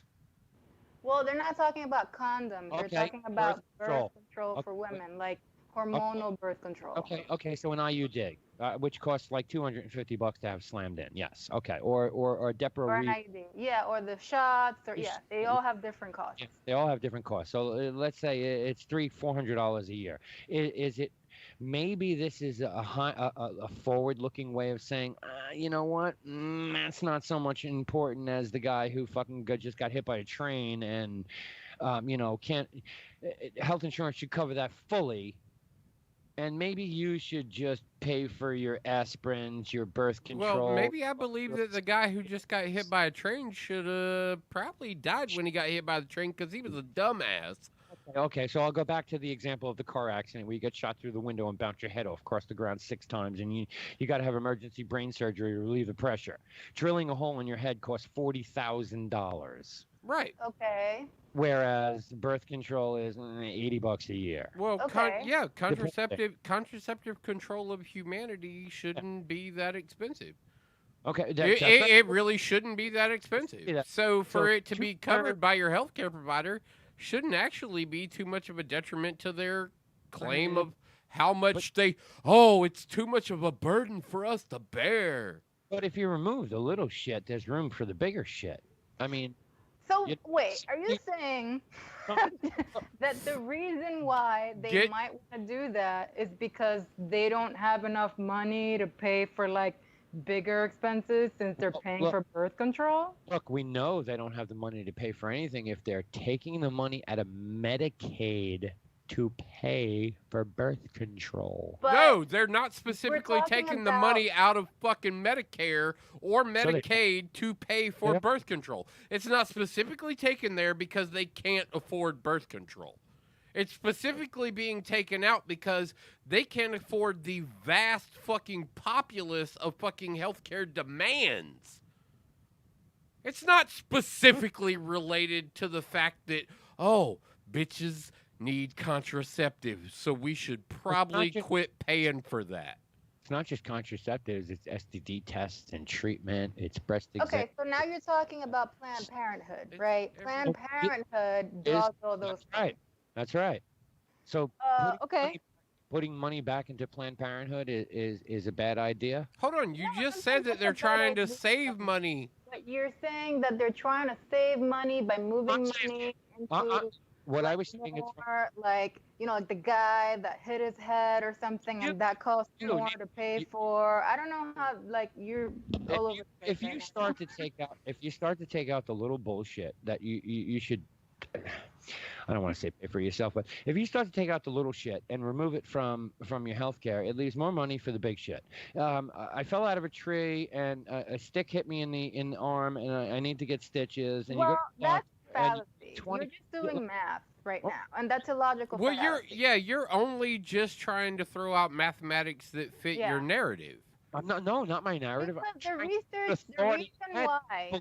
why. But you're also supporting the fact that they're throwing the money. You're also saying that the reason they're pulling this money is so the government can pay for actual contraceptive. Where do you think? You're saying they're trying to save. They're trying to save corporations money on the front end so that the government can pay for it on the back end. Well, is that what you're telling me? Yeah, I guess in that respect, yeah. So I should stand in full support of the idea that the insurance company should be allowed to deny that coverage, and that it should just be the federal government's responsibility to make sure that, like, girls get the contraceptive they need.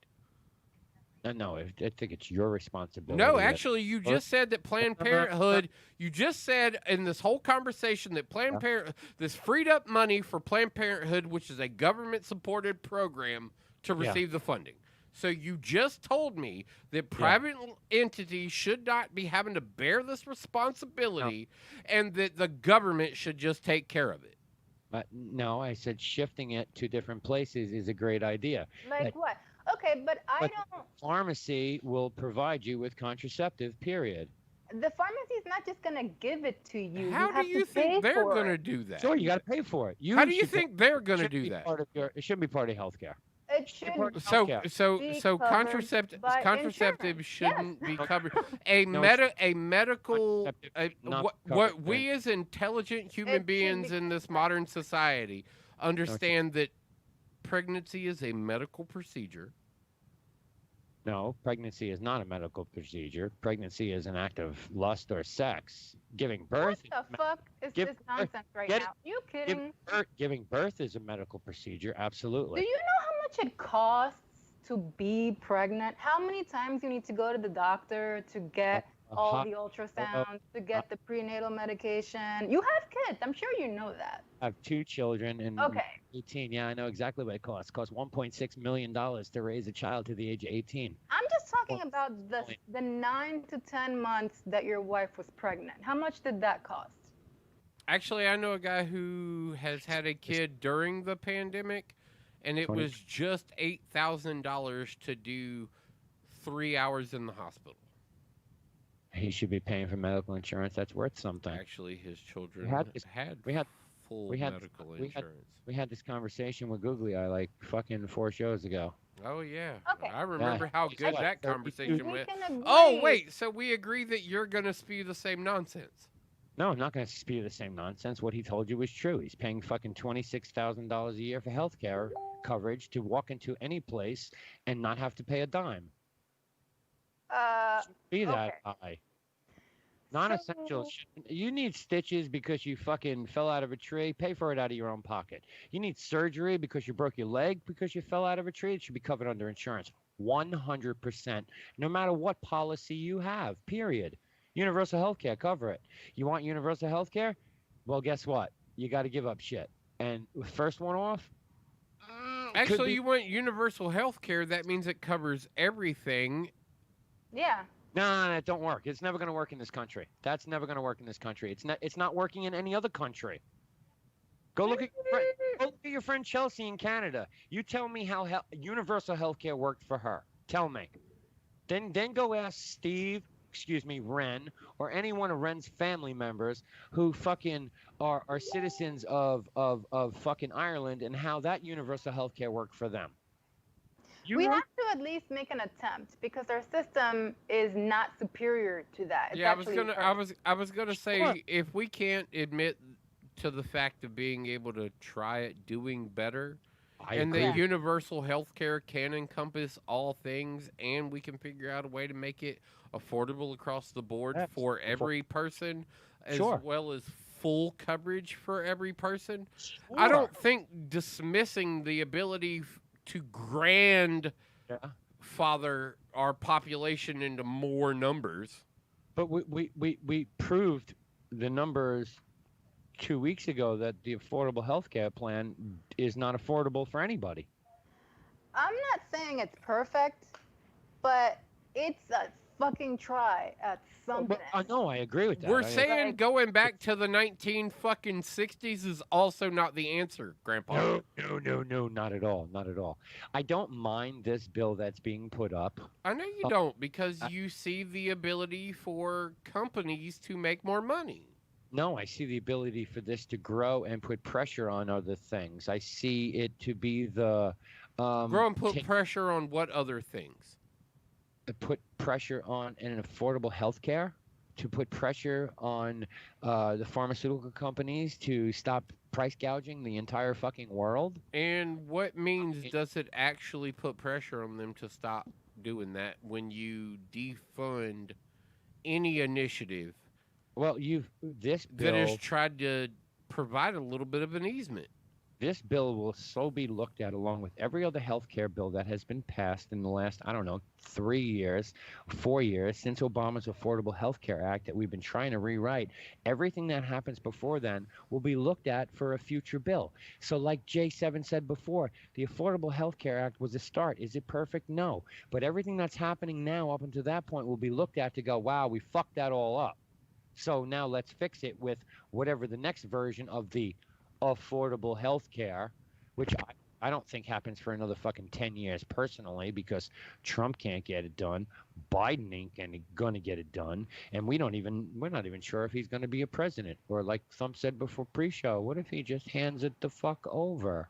Well, that's a speculation that he may end up gaining the nomination just to run for I don't think either one of them do nothing. The Affordable Health Care Act is what it is. It's going to stay what it is because nobody's got the balls to rewrite it. Nobody knows what to do with it. Well, healthcare is one of the biggest conversations that we've had for more than just these 3 or 4 years that you're trying to talk about now, and not for anything. I think your perspective on the fact that by repealing this, it freed up money to be given back to a healthcare system that isn't taking care of people already anyway was asinine bullshit. And I thought it was a very weird topic for you to base this all off of. And I applaud you for trying to do a little bit more research during the topic being discussed. Well, yeah, but at the same time, I think the initial approach was absolute nonsense. And that it was brought up purely to spark an argument, and I felt it was done in very poor taste. No, I wasn't. I'm telling you how I felt about exactly how it was presented. I wasn't even the one who brought it up, so you can't lay that on me. I didn't even bring it up. Okay. Hey, so do you guys want to hear something? I think that there's been some global studies that have shown that an increase in contraception use in population has led to an incremental increase in the economy of that country. So you should be all for this, Webby. Oh, what country is this? Let's see. I'm very curious. All right. Well, y'all can discuss this over here on Skype. All y'all want to? Yes. No. I control the broadcast. I'm telling you currently that I'm about to wrap it up. Yeah, I know. And I'm going to walk away from this. And when I do, I'm going to. I know that. So let me get an outro because I got people here too. No, it's okay. You know what? How about we close out now, and then next time I'll bring like research. Yeah. Drop me some notes so I can do some research too. Thursday. J7, thank you for joining us as always. Mike Digger Jones, thanks for being in the house. Thump, talk to you later. 8-Bit Bros, we are out.